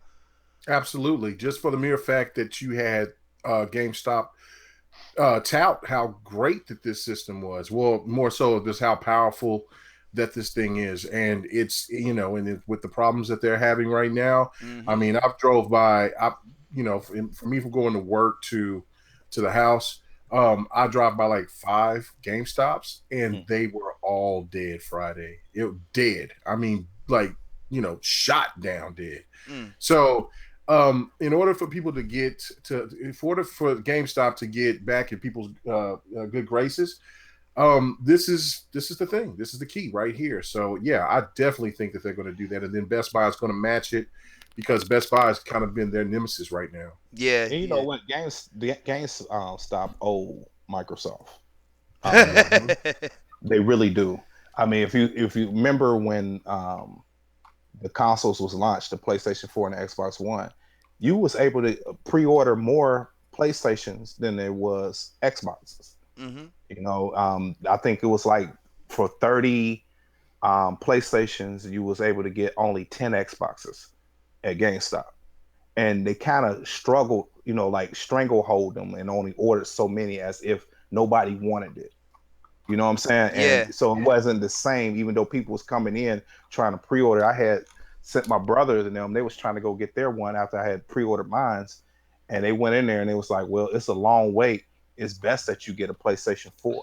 Dude, I actually remember that because when they told me that, I'm like, well, that's kind of silly. And I just went down to the Microsoft store and pre-ordered it. And that's all I did. Like, you guys don't want the sale. I'm giving you money. I got hundreds of dollars in my hands for you guys. You don't want it? All right, cool. I'll go down there. Well, see, that's when I actually that's when I was working at GameStop, so I can actually show that shit like that was going on to a crazy extent, and that's why you have Sony selling more at that time. You know what I'm saying? When it first came out, I mean, it was like they set the tone for that. So it was like they was really trying to force Microsoft to lose. Definitely. But all right, guys, I do have the question that like I kind of that slipped my mind and stuff is like these ponies are coming out, and when the specs of the Scorpio came out, they're like, but where are the games and stuff like that, and I want to like, man, that frustrates me so much because there's so much talk about your existing library. And stuff like the devs are going to patch in, and then just the performance boost and everything like that you're going to get from your existing library. So do you guys think like I'm going to hit Mega with this first. Yo, Mega, do you think like Microsoft really has to come out at E3 and come out with a bunch of games that are coming out this year, or from what is coming out this year, do you think this new hardware and the new IPs and stuff like that we already know about this year, do you think that's enough to really excite the gaming community, man? Well, everybody's already heard these games, and even the people that have a love or prefer the Xbox, they even have this fatigue because they've heard these games so much, and especially by so many people throwing those games at them. But Sea of Thieves is so freaking ridiculous. Man, every person that's had a chance to play Sea of Thieves, they have nothing but positive talk about Sea of Thieves. And I've been saying that from the very beginning. I said, this right here is a game changer. This is a streaming person's dream, a content creator's dream. And of course, I got ripped for it, but and in State of Decay, for the things that they're adding on, and then hearing a little bit more about what they're doing. Crackdown, they have been holding that back for, as a secret for a reason. I think Crackdown is going to be something like we've never seen before. And then Cuphead, they're going to shock us with Cuphead. But, the sad thing about it is that they talked about Cuphead so much Yeah, it's I'm not a going to little get the same. fatigued with Yeah, Cuphead, man. it's fatigued, and it's really funny how how it's so different on one side. Like they could talk about Uncharted 4 forever, and then it comes out, and then but then Cuphead. Oh yeah, we already knew about it, but that's just the way that it is.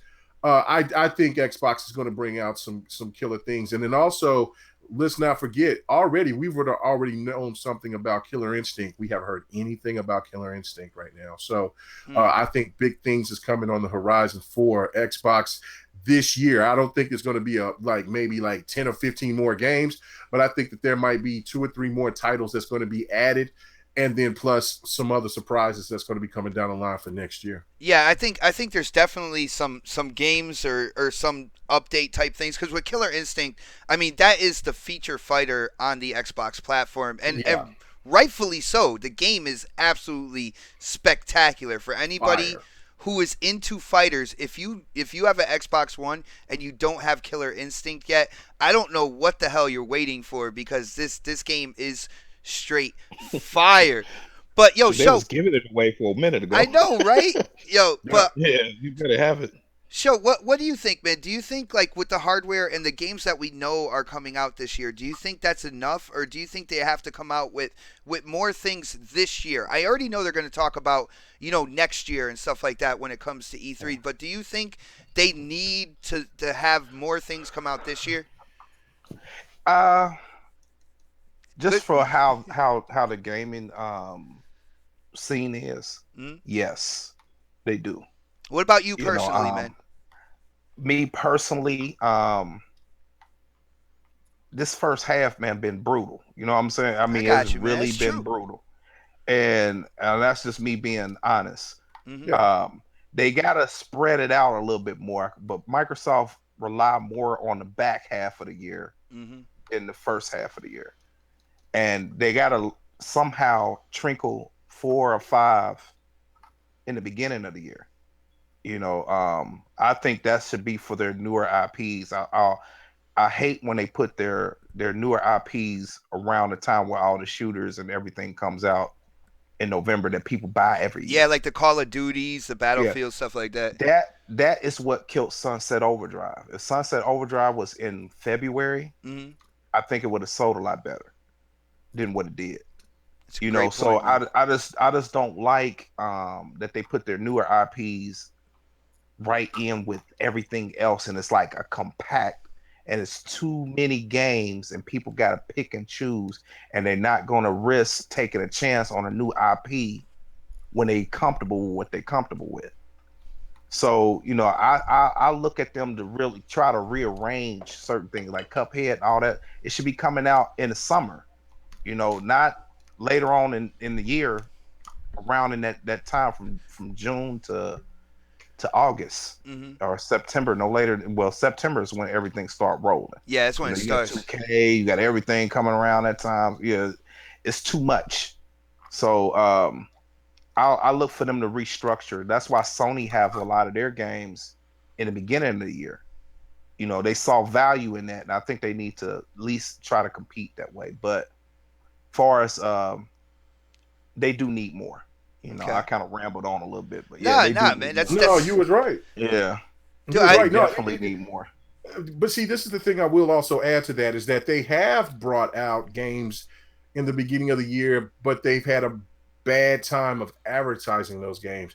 Quantum Break should never have not gotten the respect that it should have. I mean, Quantum Break should have got more respect than what it did. The advertising for that game should have been top notch, because I feel, people question if there's going to be a second Quantum Break. The advertising should have been so strong to let people already know that regardless of whatever the sales would have been, that was going to have a sequel. That's yeah. So they need to take those chances. Like their advertisement has to get better too. Right? What'd you say, Don? You know, Phil Spencer was over there last week, right? Yeah, I did. Was he over there? Because there was like speculation or whatnot. Well, Remedy made a video about a couple of weeks ago. It was pretty cool, and they were talking about we're looking for more developers, and they were talking about, they were showing like funny things that went wrong with Quantum Break, like how they were like I don't know if anybody's seen that video, but it was really they cool. showed it just before the Game Awards. Yeah, And they made it sound like they were going to do a major announcement like just prior to there in that video, and nothing happened. And so they keep teasing little things here and there. Remedy is so. I think there's more going on there between them and Microsoft than people realize. Yeah. But I think, but I think it'd be more of an Alan Wake 2 than it would be a Quantum Break. But if it was a Quantum Break 2, if they're looking for more developers, it could be both. Yeah, true. But I could be actors from Quantum Break, man, tweeting about photo shoots and stuff like that too as well. So there's something going on. Yeah, well, definitely. I hope so. Definitely. That was such a good game, man. It needed, and it left needs it, to get and the way the game left it for a second one. Like when you beat the game, when you beat Quantum Break, you want to play the next one. It left it right there. You're like, oh, like that the ending. Oh man, I don't know if I'm don't give it away. Oh, yeah. Well, I mean, but you're talking to somebody at the end, and you're like, "Oh shit, what's happening next?" Like, oh, that's why the Game Awards the VGAs are so full of shit. Like, I'm looking at the game, stories, and I'm like, I don't even see Quantum Break even in the discussion. I don't even see Tomb Raider in the discussion. What are you talking about? Tomb Raider got slid twice.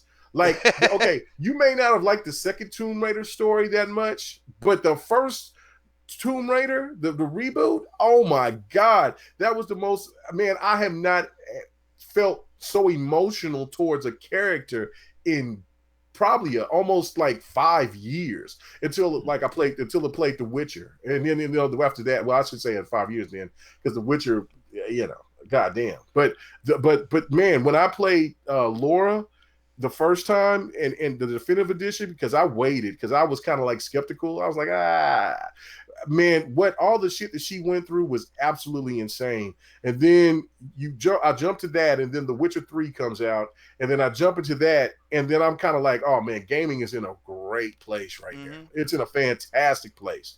And then again, I jump on and I start playing Drive Club, and then I'll lose. Yo, dude, I didn't even download like that PS Plus thing for Drive Club. I stay as far away from Drive Club is a beautiful game. The driving mechanics is dog shit. But no, you should, if they still have that special to where it's like $4. So I have been so spoiled with Forza, because I love racing games, all right? Yeah. And I know racing games aren't just the visuals, all right? You need to feel like you're driving that car. And there has been nothing to compare what Turn 10 and then Playground with the Horizon series, nothing to compare with what they have done with driving physics in a video game. Like, it is second to none. They are top dog, number one. And I can't even play Need for Speed anymore. Like, I think I got Need for Speed on sale at one point in time for like maybe $5-10, and I was pumped. You know what I'm saying? Because I was a big Need for Speed fan, growing up. And I played it for a little while, got into some of the drifts and stuff like that. But dude, right after that, I just went right back to Forza, and then I never played Need for Speed again. Like, they have spoiled me so much that I can't even look at anything that has an inferior driving physics. You know what I'm saying? Absolutely. No, I totally agree. But I will tell you, if it's still cheap like it is, visually, just play it, because it's a marvel to look at visually. It's just that when you start driving around corners and you start sliding and all that, you're like, oh my God, this is gross. This is gross. But it's a beautiful game to look at. And it does look better than Forza Horizon 2, but it's still not even nowhere in comparison, because Forza Horizon 2 was so massive and had so many things and cars. It wasn't even close when it came to which racer was better. I got you, man. Now let me hit the Don with the question. Yo, Don, when it comes, we got new hardware going to be shown at E3. We already know games like Sea of Thieves, Crackdown, State of Decay 2, Cuphead, even that fabled Below, which that below is completely off my radar now because I remember at launch they were talking about it. It still hasn't come out yet, but they said this year as well. Do you think that Microsoft needs to show more that are coming out this year, or do you think they can focus on like the 2018 and 2019 space? Like it's okay for them to do that and really show kind of like the future of the platform. Well, I'm gonna quote Mikey Ibarra. Games are coming. He's already Really? said it. Yeah, he said it on a major television. Show great so response, show. So yeah, so when he said basically, he's like, guys, the point of this reveal was getting the hardware out of the way and having the best people that people trust out there in regards to the nuts and bolts that make up the machine, right? So that was the point of Digital Foundry review. They have things completely outside of the box. He even mentioned they're going to be showing things completely outside of the box in a different way than they have done in the past. And the games are coming. That's all he's had to say. He's like, trust me, there's going to be a time and place for us to show it. Games are coming. And, they haven't lied to me yet this whole entire generation. Mm-hmm. They haven't really lied behind doors when I look at how to develop on original Xbox One or that relationship with the engines that I personally use. They haven't lied about any of this stuff. So I'm going to take them for their word. And I'm excited for E3, and it's good to be excited for E3. There's nothing wrong with that. And honestly, every platform has a dry spell somewhere in the year. Mm-hmm. I mean, Nintendo Switch is having a dry spell right now, and it just came out. It is. Right? All we have is snipper clips right now in the house, and it's a fun game. It's a fun game for me and O Snaps to get in and both get frustrated at each other, give each other high fives when we do good, and just like have fun all the way around. But we have Zelda on the Wii U, and everybody's calling Switch the Zelda machine because that's pretty much what they bought with the Switch. So yeah, well, that's the problem. It's like when you play it, what do you do, right? Yeah, that happens with every platform to a certain degree. There's always going to be dry spells, but that's where it becomes important to build up what they call an existing library, right? So when you have new adopters, they haven't bought an Xbox, they're going to buy a Scorpio, say this year, Halo, right? Halo. You got Halo, multiple different types of Forza. You have Quantum Break, you have Sunset Overdrive, you have Rise. You have so many unique titles Mm-hmm. that you're going to be able to take advantage of that horsepower. So, you can't say it's dry over there when you have a library built up. There's always going to be a dry spell on every platform, and the biggest show for showing games hasn't even happened yet. Like you can't stand on that on you're gonna die on that hill. Like that's not a good place. Like it's sad for me because like for me, yeah, I'm an Xbox gamer, but I'm also a developer. So it's sad for me because I relate to people on all platforms, and when you have PlayStation guys that are just these diehards that are wanting to put their foot in their mouth, like stop doing that. Stop, enjoy your console, but stop putting your foot in your mouth. Stop trying to pick that fight, right? Because it's not going to look good on you. You're going to be the one in there with the black eye. Yeah. Like it's not really worth it. And that goes even for X. We're going to have the most powerful machine come into this year, right? But realistically, within 3 years, Sony's going to bring out their answer to the Scorpio, and it better be more powerful. It's 3 years afterwards, right? And it's going to be a while until we get Xbox's answer to that, right? So there's going to be times where Xbox is not going to be the most powerful machine again down the road. But see what I think. I gotta go. All right, Show, man. man. Yo, it was great for you dropping in, man. Thank you so much, dude. You added so much to the show. I really appreciate it, man. Thank you. No problem. Man, it's been an honor to actually be on with you, man. It's been an honor to be on with you too, bro. No, man. As always, man. Yeah. Always enjoy talking with you, brother. All right now. All right, man. I actually just forgot where we were now. That's the second time. Hey, we got 100 show. people watching, man, and go hit that like button. Hit that like button, man. Yeah, big shout out to everybody who came out. At one point in time, we were up to like 110, and thank you so much to the community, man. Your support, like ever since we started this show, you guys have been so supportive of us, and we really Really do appreciate it. I love seeing the bigger crowds coming in, man, and knowing that our opinions are going out to more and more ears, man. It really really does mean a lot. But with That's excellent.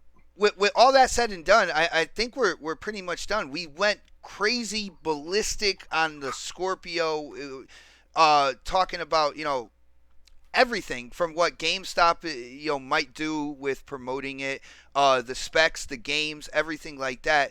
When it's all said and done, like before we go out, I'm just gonna ask. I'm gonna ask the Donna. I'm gonna ask K Mega. I'm gonna start with K Mega real quick. K Mega, when it comes to this hardware known as the Scorpio coming out this year for you, is it a day one buy, man?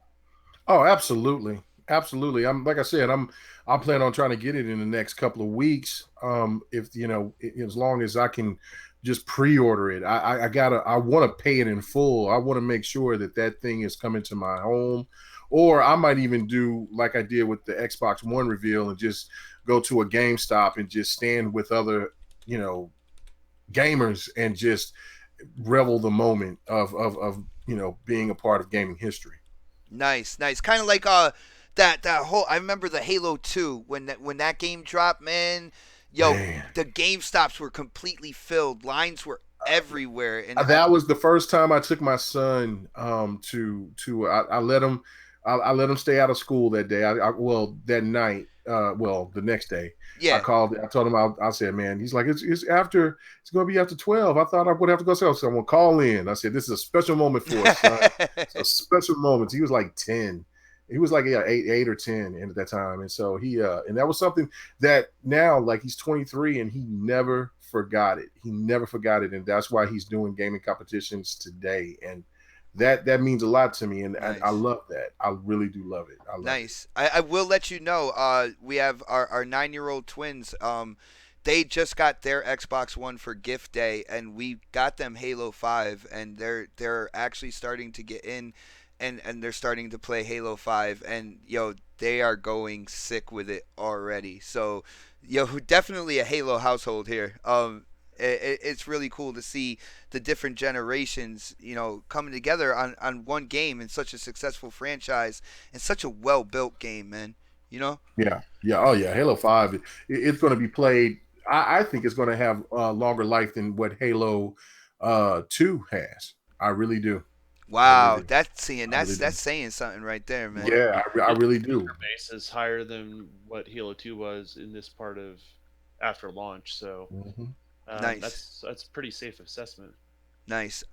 Yo, Don, Scorpio hardware this year. Day one buy for you, man. I already have money down. He's like, I already dropped the ducats on it, man. I'm just waiting for it to release to go Yeah, pick it How much up. did you put down on it? I already put 400. I believe this 400 mark, dude. I just like here's $400. Well, you know what? Then shit. You know what I'm saying? Hell, the week after next, I'm going to do. I got to pay some bills next week. Bow, boom, 400, Yeah, I'm a little bit concerned about honestly the supply with how they do the chip and mashing it up with the motherboard. I mean, that's state of the art stuff. That's got to slow down production. So I was a little bit concerned about that. So after I heard that as well, so I already had like a little bit down. Then I just paid off what I thought the rest would be. So I got you, man. And I just want to let you guys know that in this house, me and O Snaps definitely agree that the Scorpio is a day one buy. The only thing is, you know, me and O Snaps, we have our own Xbox Ones, and I think the only conflict will be who gets the first one.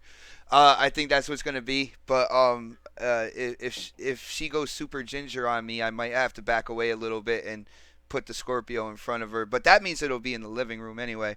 I don't know. I don't know, but it's definitely a day one buy, and I know I can't wait after what I saw with the Forza 6 and how it was doing 4K 60 with no optimization for the console whatsoever and only going at about 66% of the GPU's capacity.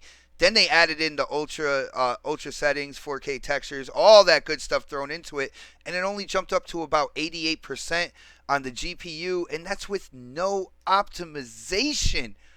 Oh my goodness. I can't wait for this thing to come out. I hope everybody in the chat is excited. I hope everybody who watches the show afterwards is excited as well, because this is going to be a great year for gamers. Now, with that being said, guys, I think we had a great show. Yo, Don, Mega, you guys held it down. Yo, big shout out to Showstopper for first showing up in the chat and then, letting me drag him onto the show real quick. And I think we had a lot of great opinions. I think this was a really good show on the Scorpio. I don't know. What do you guys think? We did good? Are we waiting for the chat to answer? No, wait. Well, I get to talk to you guys. I already see that someone's already called me a penis, so so we definitely did good, guys. All right. Well, just like a 40-year-old with that comb over, we got to get those plugs in, man. So, wait, I see what that was. That was a joke. Oh, yeah. I actually have a couple of those, man. But yo, Mega, let's start with you, man. Why don't you let everybody know? How you going? Hey, man, what kind of salty shit is that? You gonna sit there and talk about 40-year-old with a comb over, and then you gonna go to me first? What kind of garbage is that? You know what I'm saying? Look, you know what? I lost my hair in my early 30s. Oh my goodness. The you know what I'm saying? But the bald head, the ladies love rubbing on that just as much as they love rubbing on them curls, but they're long gone. Regardless of that, you know what I'm saying? Look, man, big shout out to BGST, to the next podcast, to the GRG people, to Intro Media Gaming, to everybody that's helped support me to get to the point that I'm at, man. Much appreciated. You know what I'm saying? Big shout out to Lethal Papa. I don't know why you called Don a dick, but you know what I'm saying? Because I just seen that. But you know what I'm saying? You're still my boy. Hey, man, you know what? Thank you so much for that new mic.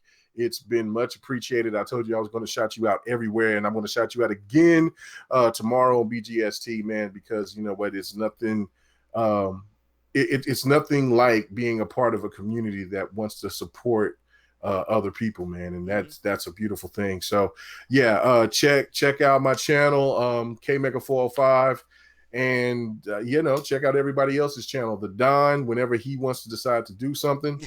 And speaking of, I might be doing something. Oh wow. And the Xbox 448, whenever Snaps will allow him to do something. Yeah, he was in the chat yesterday on GRG. Dude, I was trying to get in. I was hitting the group DM on Twitter. Some jokes. It was funny. He was like, really, Mega? Really, Mega? I'm like, look, you're about to get them. Look, Don gets it all the time about him, the reason why he gets his chinchilla. You know what I'm saying? So, he's out there in the forest out in Utah somewhere, probably, giving, birthing some baby cubs. You joked around about that, but I went ice claiming last night. See, exactly, like I'm saying. I literally climbed this midlife crisis. This man is doing crazy shit.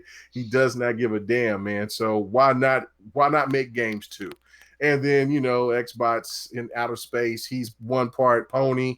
He's got his foot. It is so easy to stream from the PS4 to YouTube. And look, I did it once, and you know what? This is what a true Xbox dude do, right? I did it once. I did it with Niho, right? Oh and man, I seen how many people jumped in right off the bat, and I was like, "Wow, this is crazy!" And people was like, "Hey, Mega, you playing a PlayStation 4 game? What the hell is going on?" And then I seen PlayStation guys, that's my dude. He's going to switch over. He's coming to us.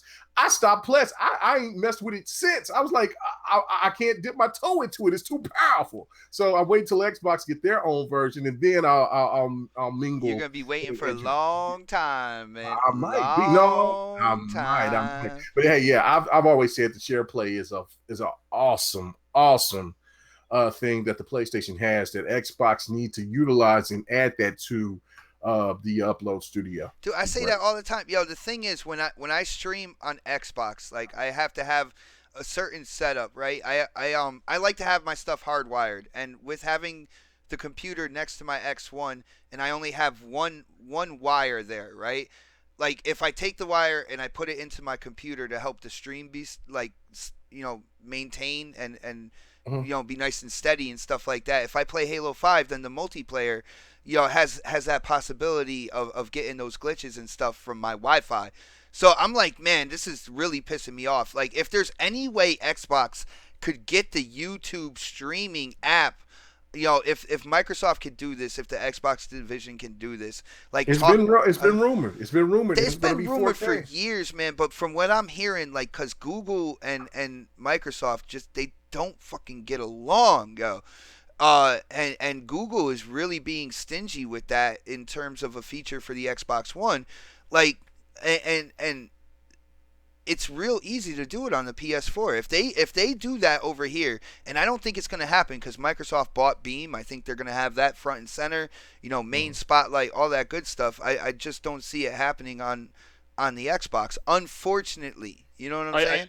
What I can see is I can see them having a feature within Beam.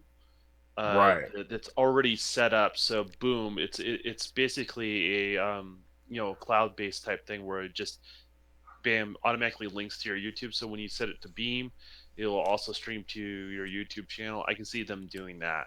And that's the reason why people are thinking that Xbox is going to utilize Discord as well and put that with Beam. So I don't know. I don't know how true that will be, but if that's true, then that would be really huge because like Don was saying, it's it needs to be done. It needs to be done. There's a ways around YouTube and Google and what they're doing, and at the end of the day, I think if anyone can figure it out, it's going to be Microsoft. So I wouldn't worry about it. So right.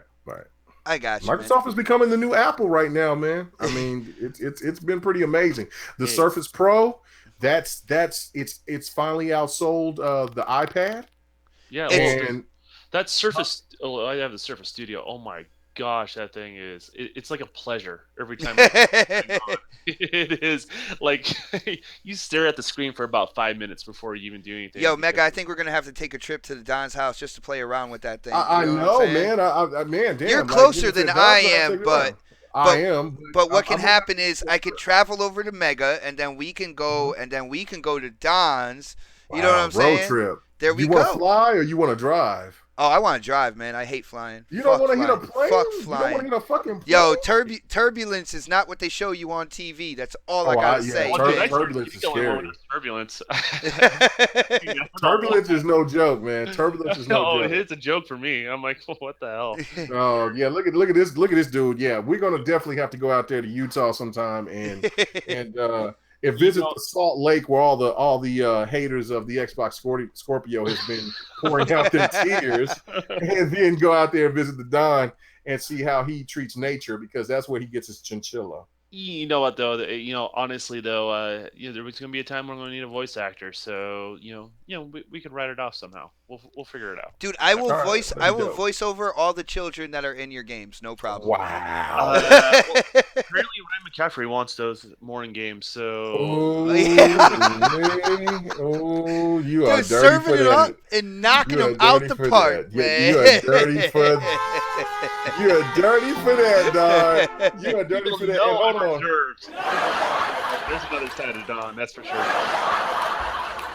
All right, well, Don, why don't you let everybody know, where they could get a hold of you, if there's any work or anything where they can find it at. You know the deal, man. Well, yeah, let's cover the basis. The Don _ KTR is my Twitter handle. And the Don space KTR is my Xbox Live. So feel free to follow me on either one of those. I also have a YouTube channel which has been neglected, which is called Happy Little Polygons. It's less about console war type stuff and just more about development stuff, mostly 3D graphics side of things. So sometimes I'll post a video on there, sometimes not. I'll always let you guys know if I do. And then you got I was on Crab's channel on on the day they talked about the Scorpio stuff on Thursday.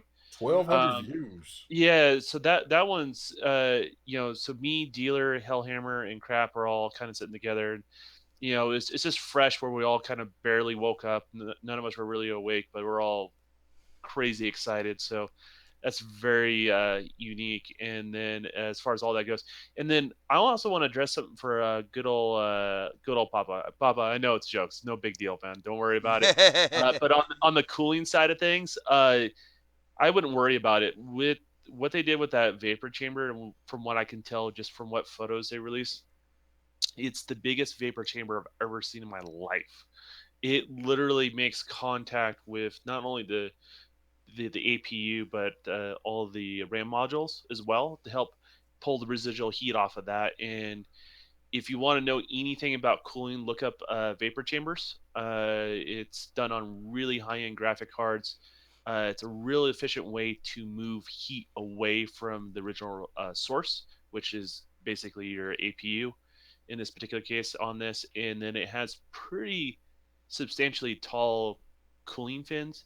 And then basically the fan they're using is equivalent to shoving a Dyson inside a game console. It's the best way to describe it because basically instead of kind of just blowing down, this is kind of like, well, it's almost like a jet turbine in the sense of like it pulls air in and compresses it, and then when air basically gets bigger again, that's a cooling element, so that helps keep everything really really cool. So it compresses all the air, kind of like an air conditioner, and it pushes that air out, and as that air kind of expels from that compression, that you get much cooler air going over the system. And honestly, expect probably around the same size of the original Xbox One S. I honestly think it's going to be very similar to that. Well, when I But saw all the hardware, like when I saw the internals pulled apart and put back together again, I literally I was like, damn, that's like the same size as the S right there. well, they're probably going to do something very similar to because it is the Surface team, so it's probably going to be my guess. This is me totally predicting like out of nowhere. My guess is they're going to do a very similar air intake like they do on Surface products. So my Surface Studio, the main unit is a square little box that has an i7 in it. Keep that in mind, guys. Right? It has a pretty powerful GPU as far as the space is concerned.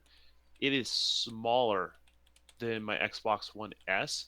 No vent on top. It's just literally a trim, like almost like a set of holes along the whole entire perimeter of everything. And then if you actually take the square surface of all those holes, it's Mhm. actually it's more square surface area than like the ventilation area on an Xbox One S. So it's very slick, and it's probably going to be very hidden as far as all that stuff is concerned. So That that's sounds my crazy. prediction. It's probably going to look like an Xbox One S with just a whole trim. And actually, that's what I was thinking about doing. I was going to maybe create a CG render of what I think it may look like.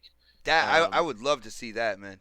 yeah, so just like the outside box. So if you guys are interested in doing that, maybe I'll do it this week and just post it on Twitter so you guys can see what I think it would be. So All right, guys. Just to let everybody know, in the description, I do have everybody's Twitter. All the crew from the next podcast, Fooskies, the Don, Newark, NJ, K Mega, O Snap. As far as myself, I keep everything simple. Everything is Xbox448. Whether it's Twitter, whether it's Xbox Live, whether it's PSN, it's all Xbox448. Guys, really great show. I love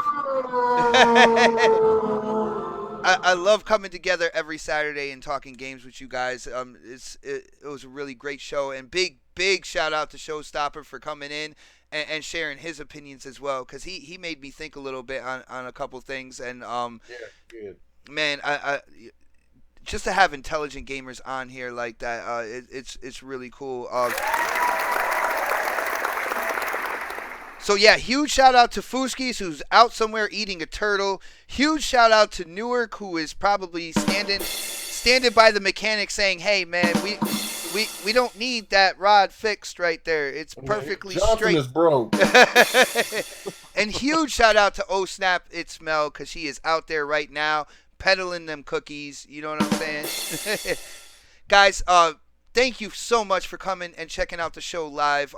We are here every Saturday. I believe I believe we're gonna do it at 7 p.m. from now on. It seems to be working well. Everybody seems to be in agreement with that. So unless somebody tells me something behind the scenes where it's like, yo, Bob, what the fuck are you doing, man? Like I have a feeling That would only be me. So because everybody else is nice to bot. But me. Well, dude, I need that brother. I need that brother on my side to tell me how it is as well, man. I can't. Right. I No, can't have no, it's been everybody working agree really with me. good. I'm not tripping about it either. I mean, it gives me more time to game, so I'm not worried about it whatsoever. Beautiful. You know what I'm saying? Yeah. Nah, true gamer. It is not Pony448. Like I said, I keep it simple. If you wanna find me, Xbot448 everywhere.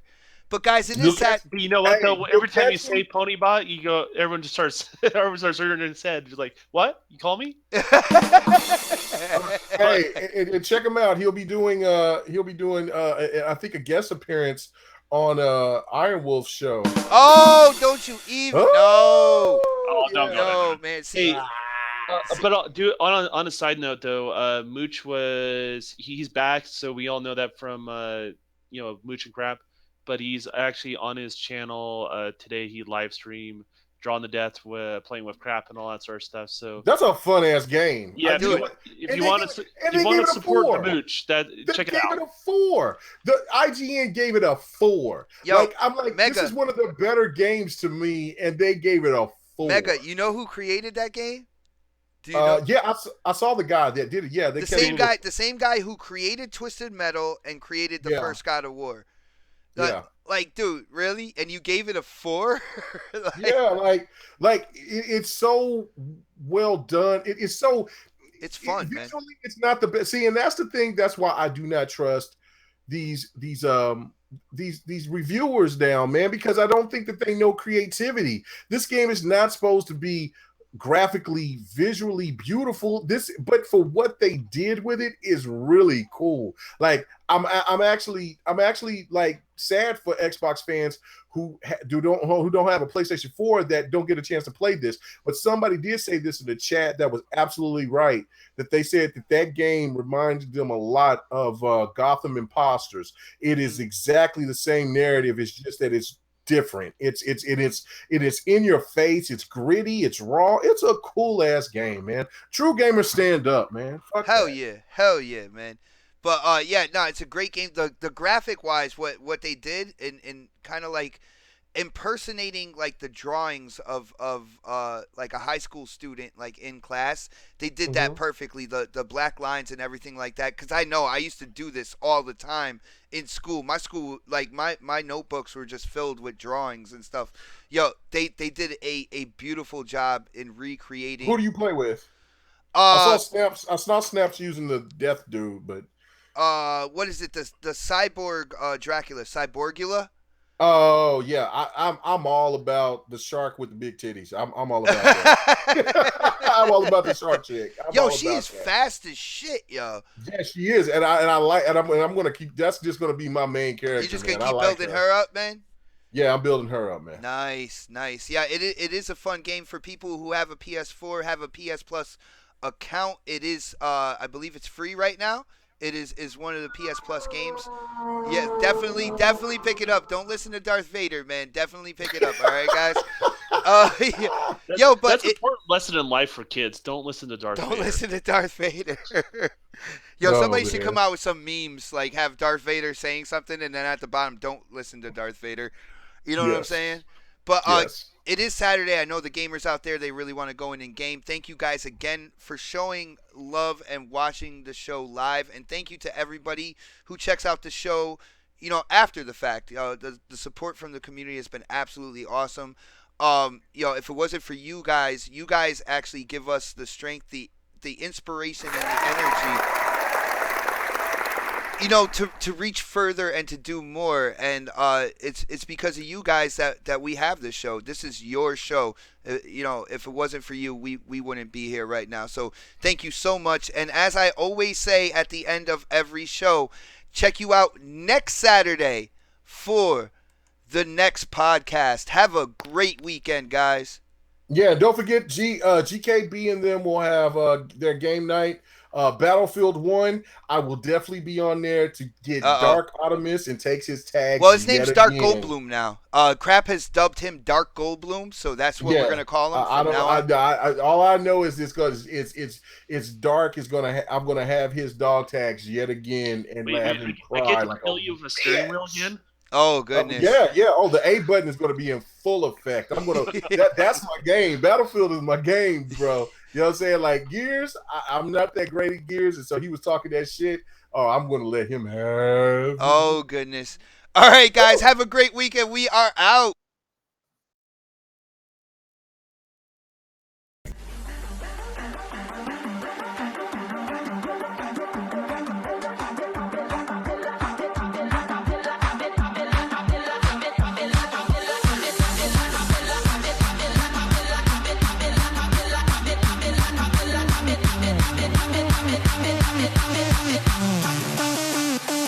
Down off the drop.